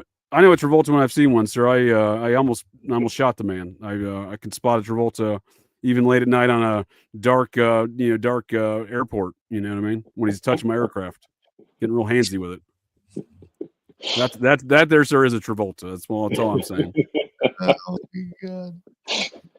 With so Travolta had passed up the role in American Gigolo, which Richard Gere would take, right? Also a Scientologist. Richard Gere would be in The Cotton Club, which was produced by Robert Evans. Yes, sir. At one point, funding by, Roy Raiden, but also the Dumani brothers, who were mob connected. But and the Medellin cartel. And at one point, they said that the Richard Gere gerbil rumor was started by Sylvester. I was going to ask you that next. Well, Stallone was in a porn. If we really want to go back to everything, the Italian Stallion. I apologize for interrupting you. You read my mind there, Phil, because I was going to ask you. I mean, that's one of my favorite topics because it shows to me how the widespread nature of Scientologist network, because that was before the interwebs. When I joined the military, but also before kind of 98, before the military era, the interwebs era, really. Everyone I knew, like we were joking around boot camp about that. I'm like, get the fuck out of here! How does everyone know that story from coast to coast? You know what I mean? But again, I think it's Scientology, right? Yeah. Like he's got the cans, you know what I mean? They're like, oh shit, Richard puts gerbils up his butt, or even if he didn't, they can still make that claim, right? Yeah. Maybe it came out in auditing. Who knows? That's what I'm saying. When he's holding the cans in the auditing, right? Like, because they divulge everything, right? I mean, who's to say the CIA didn't have a very early influence with Scientology's development? I'm going to give you one. I'm going to give you one, fire one back at you there, Phil, and say I agree with you in theory, but I would say it's Office of Naval Intelligence, and they've been around a lot longer than the CIA. Once O&I, always O&I. There you go. Yes, sir. You put in JFK with that too, with Bannister and the intersection, and you throw in the UFO shit too with Scientology. I said there's and once again Guy Bannister, because Guy Bannister I think was I think he might have connected with Maury Island. Oh, big time! He was in charge of the X-Files out there for sure. Yeah. And if you throw someone else in terms of JFK and UFO, Fred Chrisman, which I know Dana's mentioned, and Michael Riconosciuto, because Chrisman was connected to him. Yes, sir. In fact, I've recently covered all these topics you just hit on right there. It's some great narratives that still have a lot of unexplored territory, if you ask me. But I was recently discussing this with a young podcast host that Nick and I have done some shows with at the Daily Dissident, a fellow West Virginian, Landon. Great young podcast host. Yeah, cool kid. You said West Virginia? Yeah, he's from West Virginia. Yeah, I'm a half Southern Appalachian, half Northern Appalachian. West Virginia, where they found Danny Castellara. Yes, sir, Martinsburg. Yep. Yeah, I have a lot of words about the state of West Virginia. It's a lovely place. It's wild and wonderful. Yep. So before we, I appreciate all your time here tonight, Phil. It's great conversation. Absolutely. Looks like the chat's really enjoying it. Since you're a New Yorker, Nick's a New Yorker, I want to circle back to Westchester County, New York, here on these tales of where Bob Cocaine Evans originates from with his mother. Right? When they immigrated to America, that's where they moved to, and that family's still there today. Are you all familiar with this woman? Yeah, Janine Pirro. So she just got appointed by Donald J. Trump as the U.S. Attorney for the District of Columbia. Interesting. Do y'all see that? Did y'all see that news? No. Yes. No. Do y'all know where she came from? Yeah, Fox, wasn't she? Well, that's all I know. But I mean, to me, wasn't she also a judge at some point? She was in Westchester County. She was also a very prominent district attorney in Westchester County, beginning as an assistant district attorney in 1975. So she's working up there in the preceding years of the Son of Sam situation.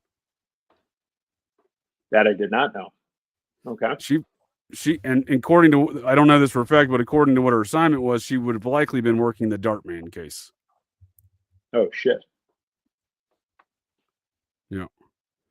Because that was within her duty. That's the sector that the office she worked in handled that case, those smaller criminal matters, So she gets appointed. I think it was around 78. She gets appointed as the she's the top deputy district attorney there after a few years in Westchester County, and she's from upstate New York in Elmira. But she gets appointed as the domestic abuse and child crimes prosecutor for Westchester County. That's her full-time job. No one's ever had this full-time position in any prosecutor's office, I guess, in America, and she's the first one to have it there, and she's the first woman to have such a high position in the district attorney's office. And as you said, she was a judge. She was also, I believe, the first female judge in Westchester County. That's crazy. So she would go on to prosecute. Her first famous case there in 1982 was investigating the disappearance of a woman by the name of Kathleen Durst. Oh, Robert Durst's wife. There you go. Yes, sir. I figured you would know the name. So I know there's all these narratives around Mr. Real Estate with the Son of Sam case and everything else. And again, when I came in from a tangential angle with Charles Manson and, kind of my roots up there in Connecticut relative to these matters with the Son of Sam. So I kind of came in from a different angle. But one thing I did notice, this is, about 10 years ago when I first read it. One thing I did notice was I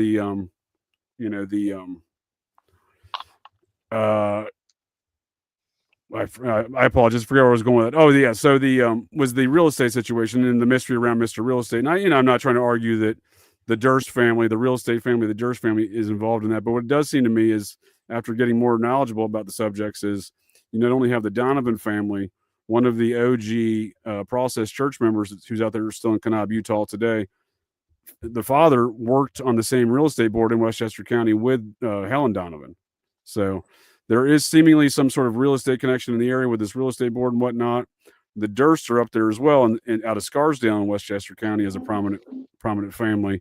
And that was her first case investigating the disappearance of this dude's first wife, who would go on to murder a bunch of folks, right? Nick, have you ever heard of this fellow? Yes, I have, actually.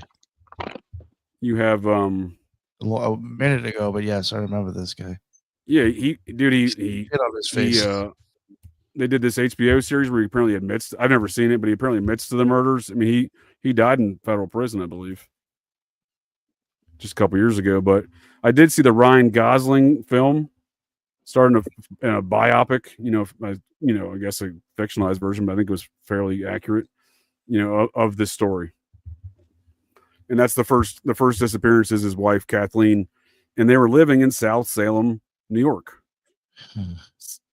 South Salem, New York being the epicenter, a lot of the epicenter of the activity, as I mentioned in The Ultimate Evil. Maury Terry references the large volume of activity in South Salem. And the last time I had Jonathan Mitchell on, we were discussing the murder of a 13 or 14-year-old boy, I believe it was, maybe a 15-year-old boy, in the bed of Rolling Stones rocker guitarist Keith Richards. His domestic wife, I believe Anita Pallenberg was her name. Yes, sir. I like your style, Phil. Come right back in without missing a beat. Yeah, we were talking about South Salem, right? So South Salem, Anita Pallenberg's found in bed with some teenage boy that just took a couple shots to the dome piece, and no one gets held accountable for it. He was a great guest, by the way. Jonathan Mitchell, he was good. Yeah, John's great. He's coming back here in a couple of weeks. We're going to do some more stuff, and we're going to do a little bit of a movie review on that film that he was talking about, embedded with all the Son of Sam stuff. Nice. But if you're familiar with the disappearance of Kathleen Durst, she disappears in 82, and they're living in South Salem, New York. So when I was reading The Ultimate Evil, you have this real estate factor. I later learned it may be a larger real estate, not just the one real estate family, the Donovans, as Terry's obviously referencing. I'm not saying it's the Dursts, but you do have another real estate family in Westchester County. You have a whole series of murders surrounding Robert Durst. The first one happens, in and around his home in South Salem. Again, South Salem being a major area of cult activity, according to Maury Terry in The Ultimate Evil. just wanted to see run that by you, Phil, and see what your thoughts were on some of this. Because Durst, he killed about 5 people, right, across the country. Well, you also had one of the other murders, because Durst, that case always interested me, but I think I need to read more. But one of the more interesting ones was the friend of him and Kathy was Susan Berman, she was the daughter of a mobster. Her dad, Dave, was one of the men of Vegas, because I remember they did an A&E series, which was kind of like half. It wasn't bad, but it wasn't like full. It was one that was like, oh, when Howard Hughes came in, that took the mob out of Vegas, which is not 100% true. Because how could you have guys like Lefty Rosenthal and Tony Spilatro if Howard Hughes cleaned them all out? Susan Berman's dad, Dave, helped kind of like take over after Bugsy Siegel got killed. It was like guys like Davey Berman, Gus Greenbaum, and Mo Sedway. All of them had early exits, but Susan Berman was a friend, but I think she expressed certain reservations about the case. Yeah, she gets murdered in and around Christmas 2000. Yeah, Durst was, not a good guy. And I think he definitely. That's wild. So he's suspected in this, huh? Yeah. I got to look. It's been years since I've looked into the Durst stuff. I got to get back into it. But since we were talking Westchester County and Janine Pirro got appointed today, I had to bring it up because again, she made her name off of trying to prosecute that case of Kathleen. Again, and I'm not saying she's the only guilty party in not prosecuting this guy. This guy, much like Bob Cocaine Evans and many other folks around him, they all just walk. They never get held accountable, right? So one thing I do find interesting, Phil, is I'm not sure you're aware of this. At the time of his wife's disappearance in '82, again, Kathleen, Durst, he was dating. Robert Durst was actually dating Prudence Farrow. Oh, you mean Dear Prudence, the one who Dear Prudence. Beatles. Yep. The Process Church band, the Beatles song "Dear Prudence" is about her, and she's the sister of Mia Farrow, star of Rosemary's Baby, wife of Frank Sinatra. Back to Bob Cocaine Evans once again, huh? And Sinatra served Mia Farrow with divorce papers for taking Rosemary's Baby, that role. Yep. So isn't it weird? It goes right back to Bob Cocaine Evans right through Westchester County and a lot of weird activities. Again, I've never heard Robert Durst associated with any cult activities. I've long suspected him being associated with this cult activity referenced in Ultimate Evil as referenced about South Salem. So I've never gotten my hands on the full Terry files to verify any such suspicions, but I suspect in those files I would find such information. I think, kind of like just more and more that Maury Terry was ahead of his time and brilliant, him and Sanders and, For sure. and I still wish, because I remember after I read The Ultimate Evil, it said like a little, description that said he was planning to write a book about the Atlanta child murders. And part of me wonders what that book would have been like, And I think he would have. He investigated the OJ case, right? Too, right? Had no idea. Oh yeah, he stepped away from the Son of Sam stuff for a number of years and got all deep in the OJ case. And I think the reason why, again, I haven't seen his files, but I suspect in there I would find the heart of that his investigation there is none other than Bob Cocaine Evans, not to be confused with Bob the Sausage King of Ohio. Evans. That's this guy right here, but. Yes, because again, Bob Cocaine Evans was so associated with the OJ stuff, he would frequently have OJ over at his house to kick his ass in tennis. Apparently, Bob took a real enjoyment out of beating OJ in tennis. Tennis is mentioned in his book a lot. He loved beating OJ. It was a game of his to call OJ over and kick, because OJ, being very competitive, would always take the challenge, but would apparently always lose to Cocaine Bob. Now, there's a lot about that situation. I think Terry was onto, and again, I suspect in his files you would also find it relative to the Bob Cocaine Evans, O.J. Simpson murder stuff. You would also find him looking into the Menendez brothers situation, because the Menendez brothers, their father is who I believe hired O.J. as their national spokesperson when he was the executive vice president for Hertz Rental Car back in 1977, I believe it was. The Menendez brothers' dad? Jose? Yeah, he was the executive vice president for Hertz Rental Car, and that he I believe it was him that hired OJ as their national spokesperson. It's weird. When I read a book called The Last Mogul about a guy named Lou Wasserman, who was MCA Universal, they thought the Menendez hit originally was a mafia hit, and then of course you think of, well, Lou Wasserman was mob connected, and that book, which was a really good book, also brings in Danny Casolaro's death, because they talk about MCA being mob infiltrated, and the MCA at one being called. MCA was actually called at one point the Octopus, but not by Danny Casolaro, by Bobby Kennedy. Bobby Kennedy tried breaking up MCA for its, kind of like monopoly on the talent industry. But yeah, that's what I was going to say. We can call it by different names, but we're talking about the same subject. We can call it Iran-Contra. We can call it Bobby Kennedy's Octopus or Danny Casolaro's. Yep. It's the same network of hood rat shit involving a lot of the same characters. Whatever you want to call it. Yep. It's a lot of intersecting guys. Yep. And I just want to specify this has nothing to do with Bob, the Sausage King of Ohio, Evans. Despite me having this picture still on the screen, so I will take that. I just feel like they're not going to want me talking about cocaine associated with their breakfast business. Well, I don't know. They both might be Sausage Kings. I don't know.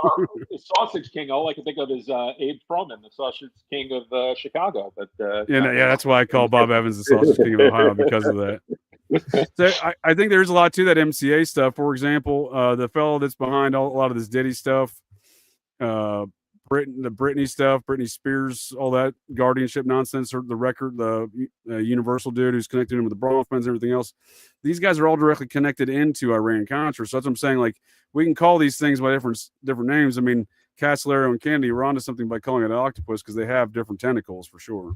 Oh God, yeah. And I mean, I love talking about Danny Casolaro, and but yeah, no, with MCA, I mean, that whole organization, Lou Wasserman, Jewel Stein, no one addressed organized crime, though, until you had the scandal with the record division. And, hey, what's going on with the, this violence involved in cutouts, these throwaway records that were being given? And they get to a guy named Sal Pacello, who was a made man. And they're like, who hired him? And then everyone's like, I don't know. Did you? It becomes the Spider-Man thing. Like, no one knew who hired him, and you had two guys, Sal Pacello and a guy named Eugene Giaquinto, and then they did what's his name's book. So Last Mogul addresses it, but there was two other books. There was Stiffed, the book by a guy named William Nodelsetter, which talks about the mafia's influence, and then you had Dan Mulday, who wrote the book Dark Victory about MCA and mob influence. I said, Dan, what's your thoughts on Moldea? He's kind of a shifty subject, or shifty guy, in my opinion. He took a knee on Bobby Kennedy's assassination. He did, right? So here's the deal. Like, Caesar. Go ahead. He became the agent for Eugene Thane Caesar, the guy who's been fingered as being Bobby Kennedy's real assassin. So yeah, I lost all respect for him just based off exactly. That. So I think he does that in a lot of things. You know what I mean? We were talking about that before. As these characters are out there in true crime and other stuff is controlled narratives. And I think he's a narrative controller. So Moldea interests me, and he never, relative to RFK, and something no one ever talks about is the associations of Al Lowenstein, who happened to be present there. Donald Rumsfeld's BFF. Who was also later, after he was murdered in a weird MK Ultra or weird mind control assassin situation in 1980, circa 1980, it was revealed that he was a secret CIA agent dating back previous to when he was in the Ambassador Hotel with RFK, standing next to his dead body, on the floor there. Weird connection. The Long Beach Public Library, Allard K. Lowenstein Public Library. I knew it. You worked for the Dewey Decimal System. I knew it. But he was the congressman out there. He was the congressman out there. It's great. I mean, and meanwhile, like, who do people try to give shit to in terms of Kennedy stuff? Mark Lane, because they talk about Mark Lane with Jim Jones and stuff. Mark Lane, I think, just kind of got tarred with certain associations. You look at people like Lowenstein. I'm not saying Lowenstein was a bad guy, but certain people, it becomes that Bill Gates quote. Well, you have to be careful with who you associate with. Well, truer words. Yeah, Lowenstein's an interesting character. So I actually, my old business partner was his staffer at that time. In fact, he picked Lowenstein up from the airport out there. He was a staffer there, not in DC, but at the Long Island office. He picked up Lowenstein up from the airport when he flew back from Los Angeles on that trip. But Lowenstein was a University of North Carolina grad, and he recruited two interesting characters out of there into politics. One, that staffer who would quit politics after 2 years and be an interesting man in business at one point in time, writing an economics blog that had 50 million daily readers around the world out of the Chicago Sun-Times. but that's a different story altogether. But the other character, that man's best friend that he recruited out of his alma mater, North Carolina, was these two fellows from the wrestling team, the economics blog guy, my former business partner, and he was the staffer for 2 years for Lowenstein. And then that dude's best friend from the wrestling team at North Carolina, Senator Paul Wellstone, one of the men who voted against the invasion of Iraq, and a man who died in a weird plane accident where the FBI just happened to make it to the crash landing before the plane did. Strangely enough. That was kind of like how what was it? Was the NTSB? The ones who were on the ground in Chicago after the plane crash that killed Dorothy Hunt, Howard Hunt's wife. Yeah. Who was about to deliver payoff money. So do you know? That's a good comparison. So before Wellstone got on that plane to fly up northern Minnesota to a party with his wife and daughter and a couple staffers, someone came to meet him at the airport, at the hangar there, the private hangar, and that was none other than Ted Kennedy. And apparently it was a pretty heated conversation. And Wellstone got on a plane, and that plane again made it to its destination, I guess you could say, but that destination was a landing zone the FBI was waiting for it at. And Kennedys and planes just don't go together. Well, if you look at Ted Kennedy relative to RFK and back to Westchester County, where these two men come from, don't let them fool you about being Massachusetts senators, because they were very much raised there in Westchester. They just happened to summer up there in Massachusetts. So the Chappaquiddick incident, where Ted just walked on some murder charges after leaving this lady in a car driving into the water up there in Martha's Vineyard.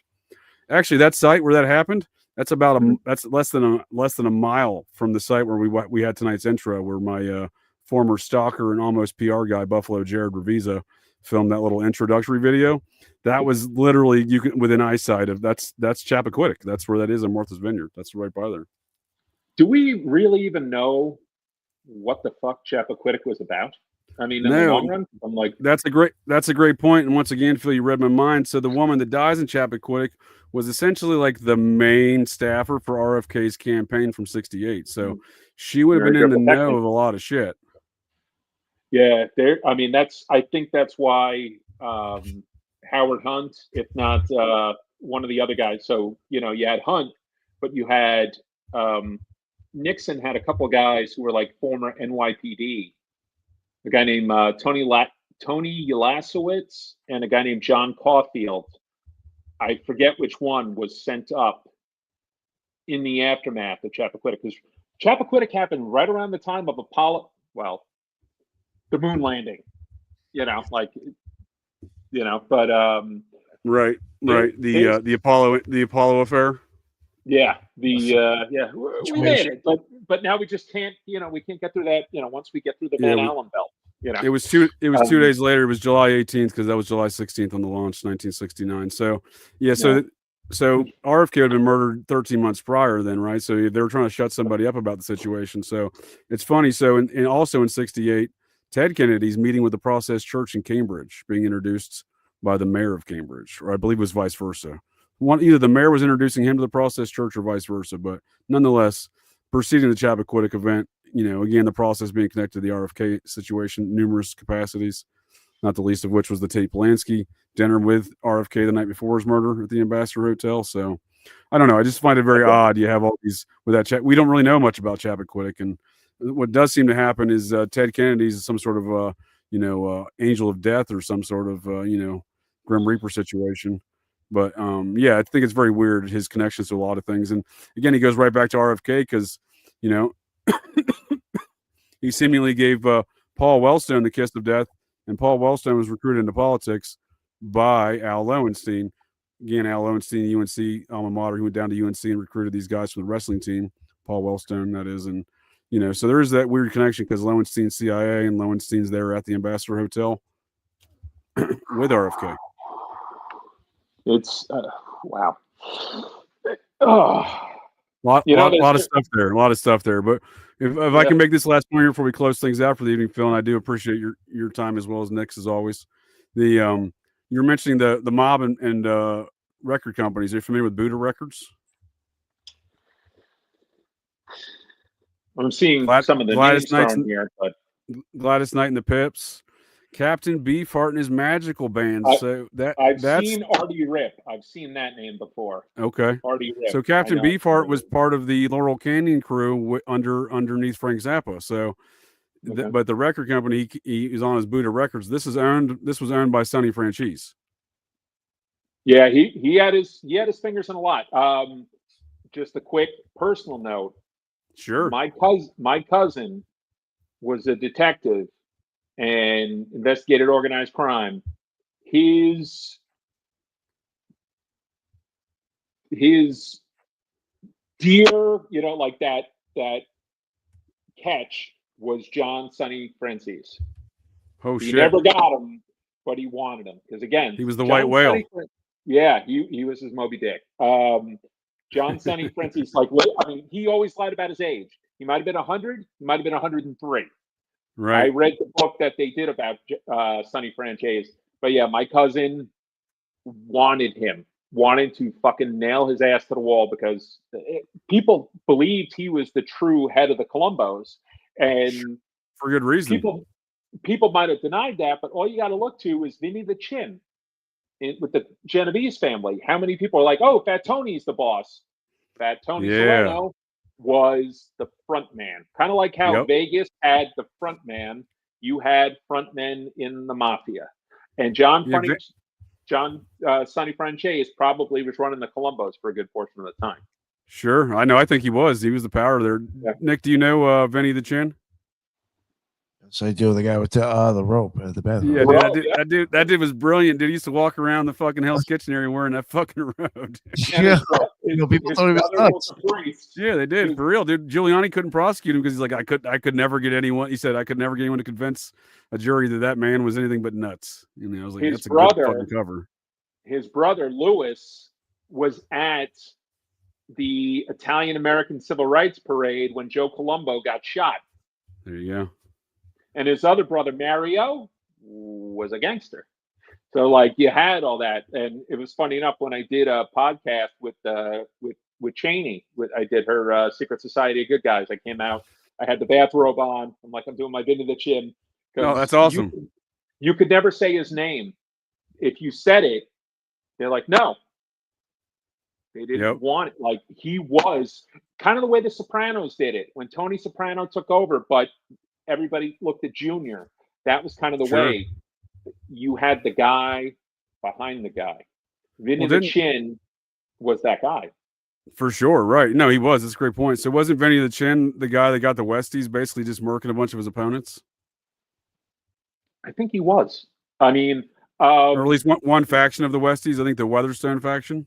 You mentioned the Westies book before. I don't read a lot of mob books. I don't do a lot of mob stuff over the years. I never saw The Godfather until after I saw Paramount's The Order. I was like, shit, I got to watch this now. And then I watched them in reverse from 3, 2, and 1. I don't know why I did that, but that was a damn good way to go. I like that. Number 3 was the best in my opinion, but maybe it's because I saw the first. I don't know. Good way to go. Donald Trump is name checked in Godfather 3. You see it in a newspaper headline. It says Trump in there. I got to rewatch it. But T.J. English, the guy who wrote the Westies book, was a cab driver.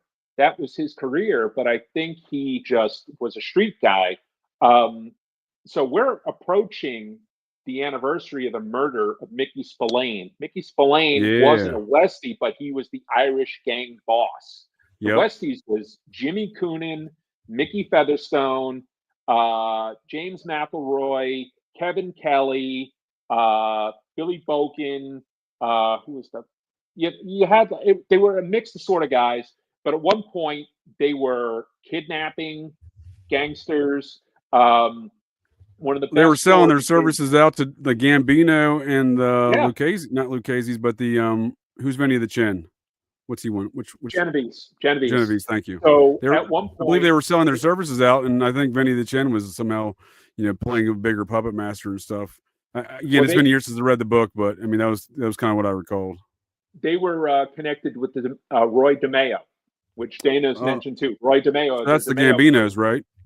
Yep. And so at one point, they were implicated in the murder of a guy named Charles Ruby Stein. Ruby Stein was a huge, I don't think he was a bookmaker. I think he was a loan shark. And his book was kind of like, think of an Epstein list, but instead just a book of who owes who, and it's in the like tens of millions of dollars. So Paul Castellano orders Jimmy Coonan and Mickey Featherstone, I think it was Tommaso's was the name of the restaurant, for a sit down with Neil Delacroce. Yeah, you could be scared of fucking Paul Castellano, but Paul Castellano was a businessman. He was Carlo Gambino's. Now, if you want to talk freaking Chinatown, his cousin, but also his brother-in-law, there was a little bit of, intermarrying in Italians. I'm not going to indict my entire thing. It happens. It happens in mine as well, for sure. So my Appalachian family tree looks like a pole. It doesn't have many branches. So Coonan and Featherstone tell their underlings, we're going into Tommaso's. If we don't come out within a certain amount of time, you go in and blasting. Nail every fucking guinea you got to nail. Well, Coonan and Featherstone go in. They deny they have the book, but basically Castellano says, okay, don't be going out like the Wild Wild West, hitting everybody you got to hit. You come in with us. We'll work together. Coonan was willing to do it. Featherstone was like, I don't want to fucking deal with these guys. Well, bottom line is they leave, and then they go back to the apartment where the guys, where the fuck were you? Oh, they fucking got stoned and fell asleep at the fucking apartment. So if anything had happened where the Italians whacked out the Irish, there would have been no repercussions. But sure, that became a partnership that lasted for almost a decade until Coonan and Featherstone fell out, and it almost became a war in the Irish and the Italians. Yeah. But, well, again, it was the Genovese and the Gambinos. Really, these Irish fellows were just kind of the mercenaries that were hired, right? And it's funny what they were fighting over, right? They're fighting over for labor contracts at various venues in New York City, like Madison Square Gardens. Well, who owned Madison Square Gardens? Yep. Do you know who owned it at the time? I don't know who owned the Madison Square Garden. No. Charles Bluedhorn, none other than Cocaine Bob Evans' boss. Oh shit! Yeah, no, I mean, and Bluedhorn dies of a heart attack in like his early 50s. Comes from some very mysterious Austrian roots too, doesn't he, Phil? And he also denied the fact that he was Jewish. That was something that would come up in Evans's book. He's like, I didn't know if he was. Yeah, Hollywood went from people hiding it, embracing it. Even Evans talks about Polanski saying it's we got to celebrate Passover. I got to hold a Passover in my house. He's got a picture of Warren Beatty wearing a yarmulke in his book. Well, don't let Cocaine Bob's surname fool you. That is not his birth name. He did change. Him and his brother did change it. Shapira. They are Ukrainian Jewish of ethnicities. Yep. I wonder what his son's doing. I wonder what Joshua, his son with Ali McGraw, is up to. He's been doing a lot of music and I think other stuff. I did look that up. Let me look it up here before we close things out. Nick, what are your thoughts here on tonight's discussion relative to a lot of stuff that popped off around New York City? These are probably not a lot of tales New Yorkers talk about, right? No, I really don't know. I didn't know much of any of this stuff at all. Yeah. I mean, some of the towns he was mentioning, I knew him from Long Island because I lived out there. But a lot of these stories. If we get into Evans and Bluedhorn and Michele Sindona, we could get into Roberto Calvi and Licio Gelli, and then Propaganda Due, and then we get a little Masons, and we get in a little something there. You know what I think was interesting that you mentioned before? Did you mention a Wasserman? Wasserman as like a Lou Wasserman. And then that was in the Mafia? Lou Wasserman was from, I believe, Cleveland, and Lou Wasserman, they said there was an allegation later on. I mean, MCA definitely had mob connections, whether they were bankrolled or at some point they didn't just skate. They didn't just make it through without making a deal with the devil. Whether it be Jules Stein, who was the co-founder of MCA, or if it was Lou Wasserman. Someone made a deal with the devil at a point. And again, that's how you ask the question, how does a made member of a mafia family wind up in a key position of your company. Sal Right. Casello, or later on a guy named Eugene Giaquinto. And later on, a guy who was connected to both of them, whose name was Robert Booth Nichols. Oh, shit. There you go. Which connects with Danny Castellaro and had a cameo in a movie called Under Siege with Steven Seagal.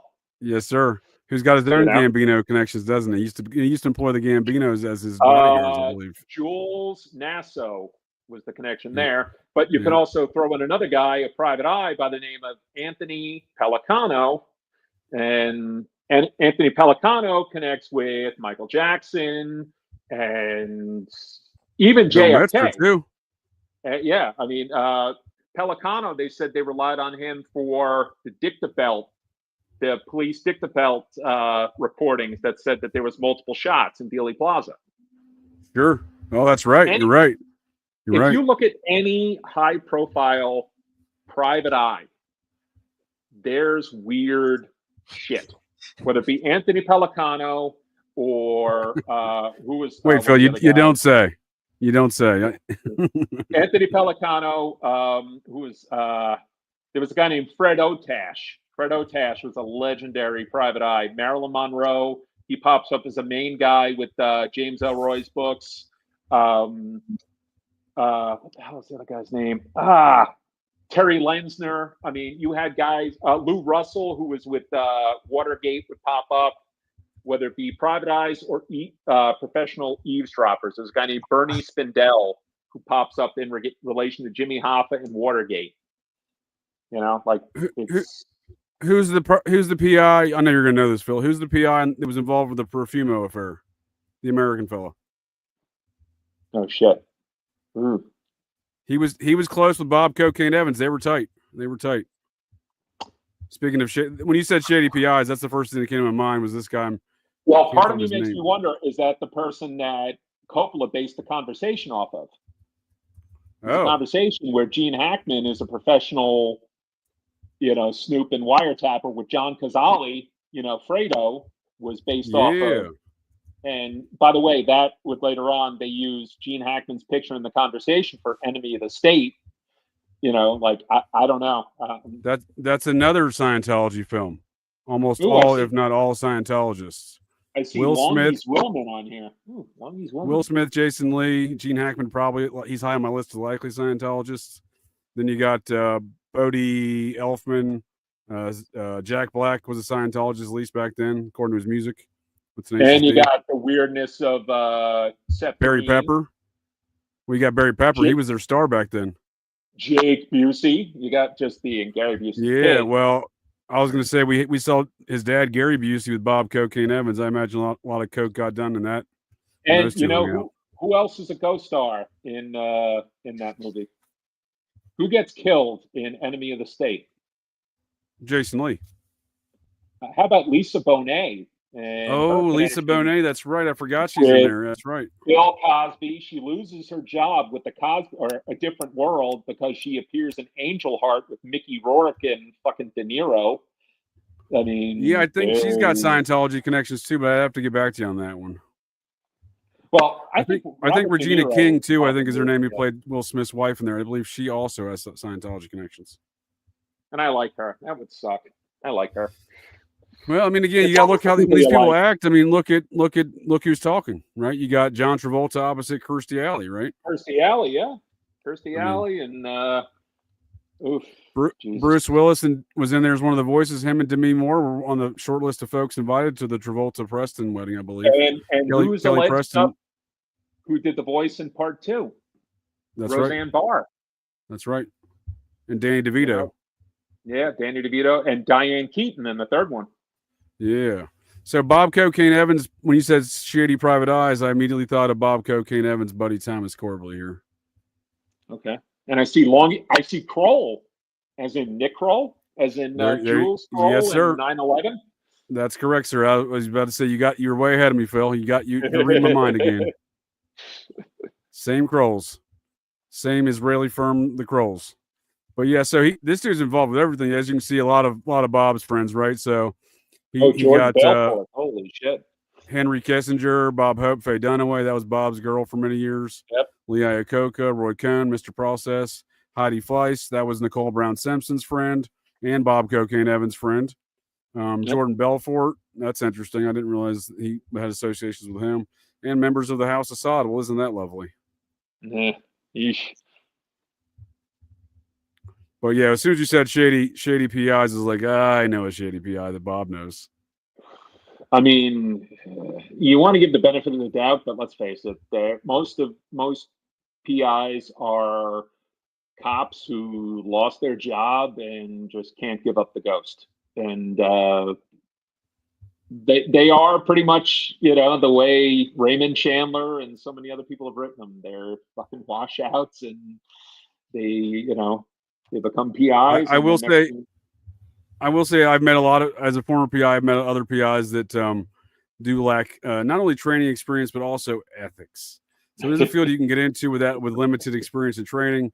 And there's really no judgment of ethics. Like, I've seen some really shady shit. I operate a PI agency after I retired from the Air Force MP. So it wasn't something between the attorneys and the whole industry. It's a lot of shady shit whenever you're dealing with any attorney, if you ask me. They're the scum of the earth. I'm not a fan of them. I might go to law school soon, but I'm not a fan of them. They're the scum of the earth. All these attorneys, I've never really met. I've never really met an attorney. I'm like, well, they're nice people. They have some ethics. They don't have a broken moral or ethical compass. You know what I mean? Like, it's sliding scale, but I'll give an exception. Magnum PI. He was good. He was a Navy SEAL, though, I believe, if memory serves.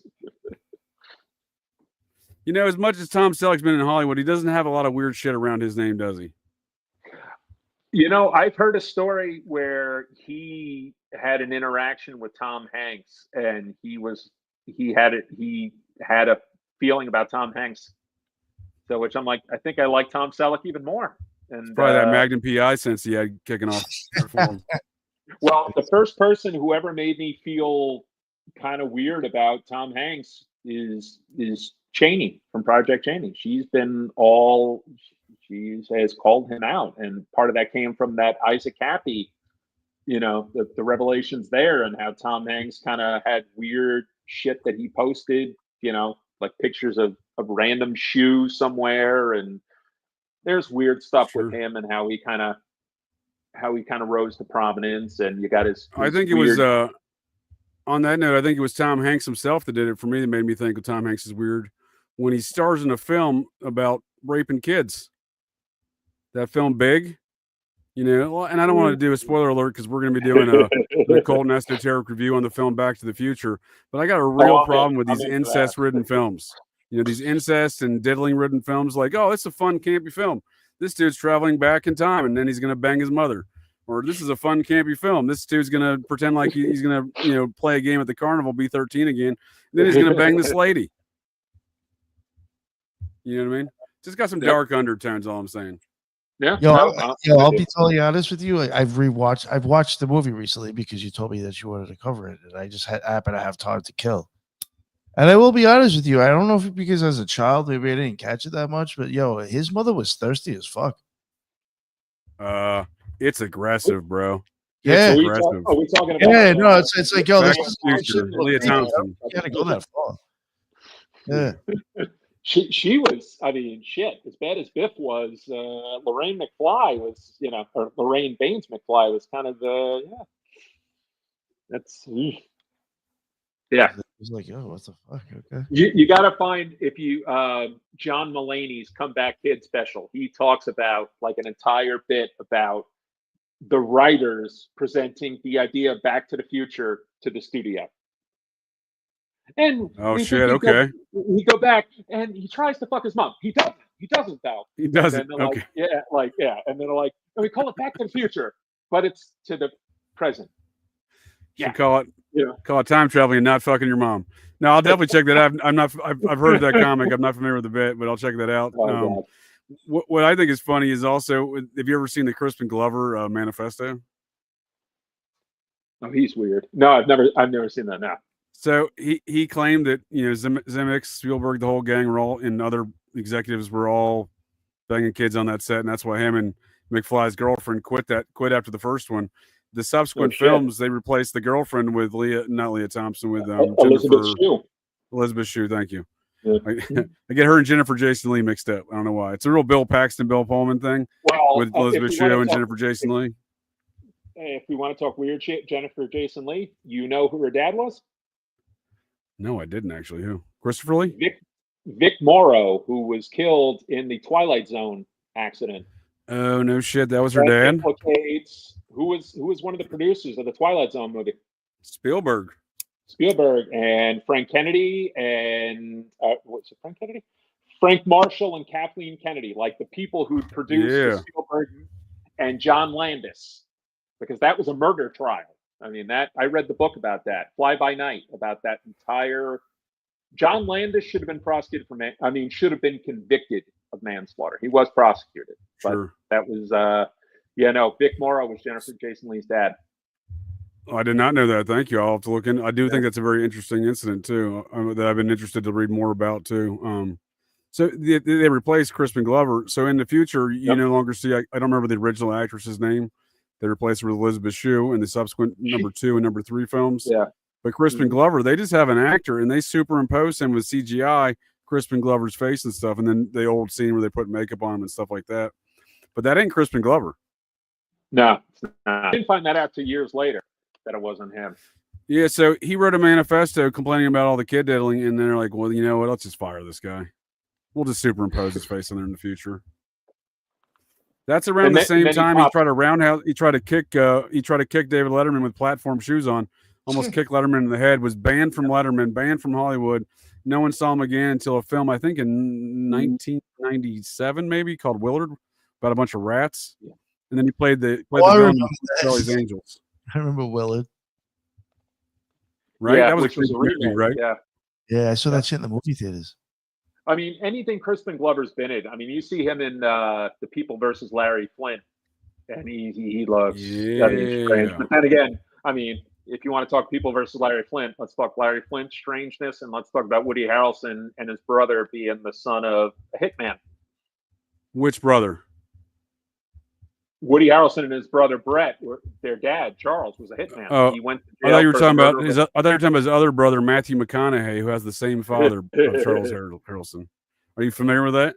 Oh, I think that wouldn't surprise me. Just like Bill Burr and friggin' Billy Corrigan, that also wouldn't surprise me. And someone in the chat earlier thought you were Bill Burr. In fact, yeah. Now we're talking about Bill Burr. They commented, and they're like, "I had to do a double take. I thought that was Bill Burr." So McConaughey's mother even recognizes. She's like, "Yeah, Charles Harrelson's his father." You know, she's like, if you look at the fellow you're talking about, Woody Harrelson's brother, he looks a lot like Matthew McConaughey.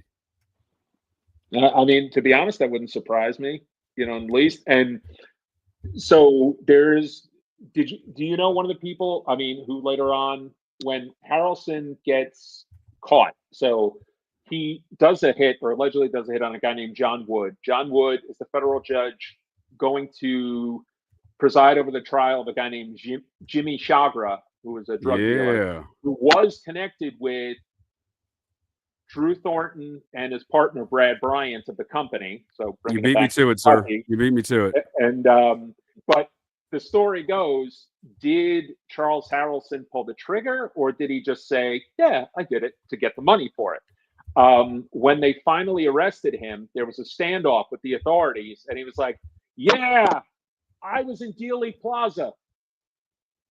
So people started looking at the picture of the 3 tramps that they pulled off at the railroad in Dealey Plaza, and some said that was Charles Harrelson. So that, then started to further. Woody Harrelson always maintained that his dad was innocent. I think Charles Harrelson definitely killed a couple people. I don't know if he killed John Wood, the judge. And when it comes to the 3 tramps, I definitely believe they were agency. I don't believe they were just the random homeless people, considering there's the picture later where they go from being kind of disheveled to being well-dressed. And in the movie JFK, they have them be accompanied by Ed Lansdale in that aspect. But I'm more inclined. I'm pretty sure that old boy Jim Garrison, I'm a big fan of his work and his. I love Garrison there. I'm pretty sure he was right. That one of those tramps was indeed Fred Chrisman. Yep, I totally believe that. I think this is supposedly this is Rooster McConaughey, Matthew McConaughey's brother, right? Oh shit! But to me, he looks way more like a Harrelson. He definitely looks. He looks like he could have been in like Kingpin as an extra. Yeah, so his dad is also Charles Harrelson, according to his mother, Matthew McConaughey. His mother said Charles Harrelson's really their dad. Well, I mean, if anything else, let's have Matthew McConaughey be the last word and be like talking about how his memory of his dad is, his last memory, the dad dying during sex. Like that's McConaughey's last statement on that. But let me ask you this, and this one, and you as well, Nick. How weird is it that the son of this major mafia drug kingpin kind of culty kind of hitman dude, parapolitical hitman dude, all these networks are the same, look at Permandex, they all epicenter right there, Roy Cohn, Joseph Bonanno, and Clay Shaw, CIA, mobs, and the Process Church. So anyway, you have these weird epicenters. So you have this hitman for this network, right? And his two sons happen to star in Hollywood in something called True Detective about this weird cult, shit. You know what I mean? Yeah. How fucking weird is that? It's bugged out, yo. That was a weird. It's fucking bugged out. Yeah, it was a weird. I love the series. It's great. It's great. Yeah. I'm just saying, it's wild. I had no idea that they were related. Yeah, they just started talking about it. I wonder how long they've known. They weren't really clear about it. And again, McConaughey's mother she's on interview. She's like, yeah, I've known about it for a long time. So I wonder how long she's kept it from him, or how long everyone's knew about it. Well, they played brothers in the movie Ed. I think it was Ed. Oh shit, you're right. I forgot about that movie. Ed TV, where Matthew McConaughey's character is being followed. And weird enough, one of the people that was reality TV before reality TV. Yep, and one of the co-stars, Ellen DeGeneres. There's that holy shit! I forgot about this and movie. And Jenna Elfman, who is definitely a Scientologist. I mean, that's her husband, Bodie Elfman. They're major recruiters for Scientology. Yeah, that was Bodie Elfman, an Enemy of the State. And then you got fucking Rob Reiner. Well, her dad's a big Scientologist, or I'm sorry, Bodie's dad. His uncle is it Oingo Boingo? Is that the lead singer of Oingo Boingo? Danny Elfman. Yeah, I don't know if he's a Scientologist. I presumed he is, though. But his brother's a Scientologist. Well, Danny Elfman did the theme for The Simpsons, and one of the stars, I believe it's Nancy Cartwright, who does Bart Simpson's voices. Yeah, that's a great point. Which again, Bob Evans.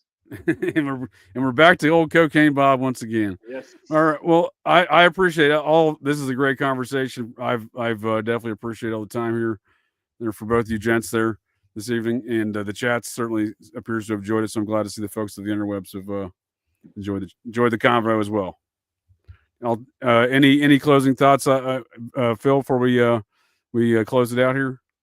No, I mean, this has been a fun conversation, and this is one of those conversations where it's like I could go in and see the sun come up and be like, I could keep going, like it's a good conversation. So I'm happy. I'm always happy to be invited on shows like this. Yeah, for sure. I hope you can come back for a future Fridays. We can talk about The Godfather 3 and Charles Bluedhorn. The Vatican Bank scandal. Paul Marchenko, because again, now we have a former, dude who's running the Vatican Bank from Chicago. Now we got an American Pope from Chicago who happens to be from families that have representation within the French chapter of the Society of the Cincinnati. So there's a lot of weird shit to talk to there, a lot to unpack, you know what I mean? So I certainly hope you'll come back in the future here, Phil, and talk about some of these Pope and Vatican stuff here. I'd be honored to. Oh, awesome. Yeah. And of course, once again, friends of Bob Cocaine Evans, because that's Charles Bluedhorn is a major figure in all that stuff. In fact, I suspect it was Bluedhorn that was behind getting Michael Sedona involved in banking out there in your neck of the woods, right? At First National Bank, right? Yeah, Franklin National Bank. That's right. Yeah, Franklin Square. Yeah, not to be confused with Franklin Credit Union with that's Larry correct. King. Yes, sir. So that's great. That's great. We'll have to do that here in the future. I appreciate your time. And you don't. I could be mistaken. You don't have a blog. You're currently. I just have a book blog. That's kind of like my main thing. Your book review blog, right? Yep. Mm-hmm. Okay. Make sure I'll get a link to that for folks in the chat to check out. You certainly have a wealth of knowledge, sir, and a variety of books, and that's why I strongly suspect you're an agent of the Dewey Decimal System. That's right. That's a great wealth of knowledge. And I appreciate your time, Nick. Any closing thoughts or anything you want to plug here regarding Occult Rejects biz? No, I guess again we got a live tomorrow with Huntingly Krista, and we got hopefully, as long as everything goes correct, we should have Greg Hallward from the Higher Side Chats Monday. Yeah, that'll be a good conversation. Yeah, it should be interesting. Yes. Is that live? Yeah, I think that will go live. Yes. Because we have another Occult Rejects show on Monday as well, correct? Do we? I don't know. I thought it was just Greg Hallward. Oh goodness, maybe I'm mistaken. I know I have a show coming up on Monday with Ryder Lee on the on Operation GCD. I'm a guest on Ryder's show on Monday. We're talking some ancient alien cargo cults, one of my favorite topics. Paranormal show, 7:30 p.m. Does that sound right? That's all I wrote down. Anyway.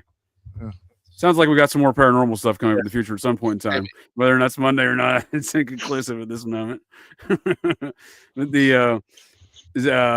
We also got the occult and esoteric review of Back to the Future, the film Back to the Future, coming up on Operation GCD on the 21st, but also available through the Occult Reject shows. We'll have Julia, the Cosmic Peach, and Jen the Ninja join us with you, Nick, as well on that show. Yeah, that's gonna be fun. I've already watched it. I'm gonna do it. Watch it again. Definitely some interesting stuff with that movie, with the cult symbolism, I think. Oh, I'm gonna have to watch it some more. I mean, I've watched it a few thousand times. I indoctrinated my son. That was one of the first series I indoctrinated my son on, because that's probably the first movie I saw at the theaters. If not, it was one of the first. You know what I thought was really weird when we covered Gilgo Beach, like from a gematria aspect, and we started running all those things. I remember we kept on saying, what is up with all the Back to the Future references? Stuff from Back to the Future popped up ridiculously for some reason with the stuff with Gilgo Beach. So weird. Like the victims' names. Yeah. Well, that's the kind of analysis I'm looking to hear from you there, Nick. That should be some good shit you're bringing there then. Yeah. That should be some awesome stuff, because that's some stuff I got no background on, but I love hearing about. I pick up on a lot of other different things in the films, but that's what I'm saying. We've compiled a review team here that I think is going to provide a couple different angles. You're more occult angles, and Jen's got his Eastern occult, more of an Eastern occultism. He's always hitting when he gave that dissertation the other day, and folks will check it out on the Mound episode with Greg Little. He gave a 5 or 6 minute dissertation on some mystical nature of these mounds relative to some Eastern ideas, and I was like, well, holy shit! And even Greg Little was like, dude, you know a lot of shit. He said something. He said out of all the time he's been doing this with the podcasters or something like that. I've never. I think he says I've been impressed basically. You did a much better job. I undersold it. It was after what he said, like 40 years of doing radio shows and podcasts. Yeah. No one's ever been that knowledgeable or had any kind. Yeah, he gave Jen some high accolades. Yeah.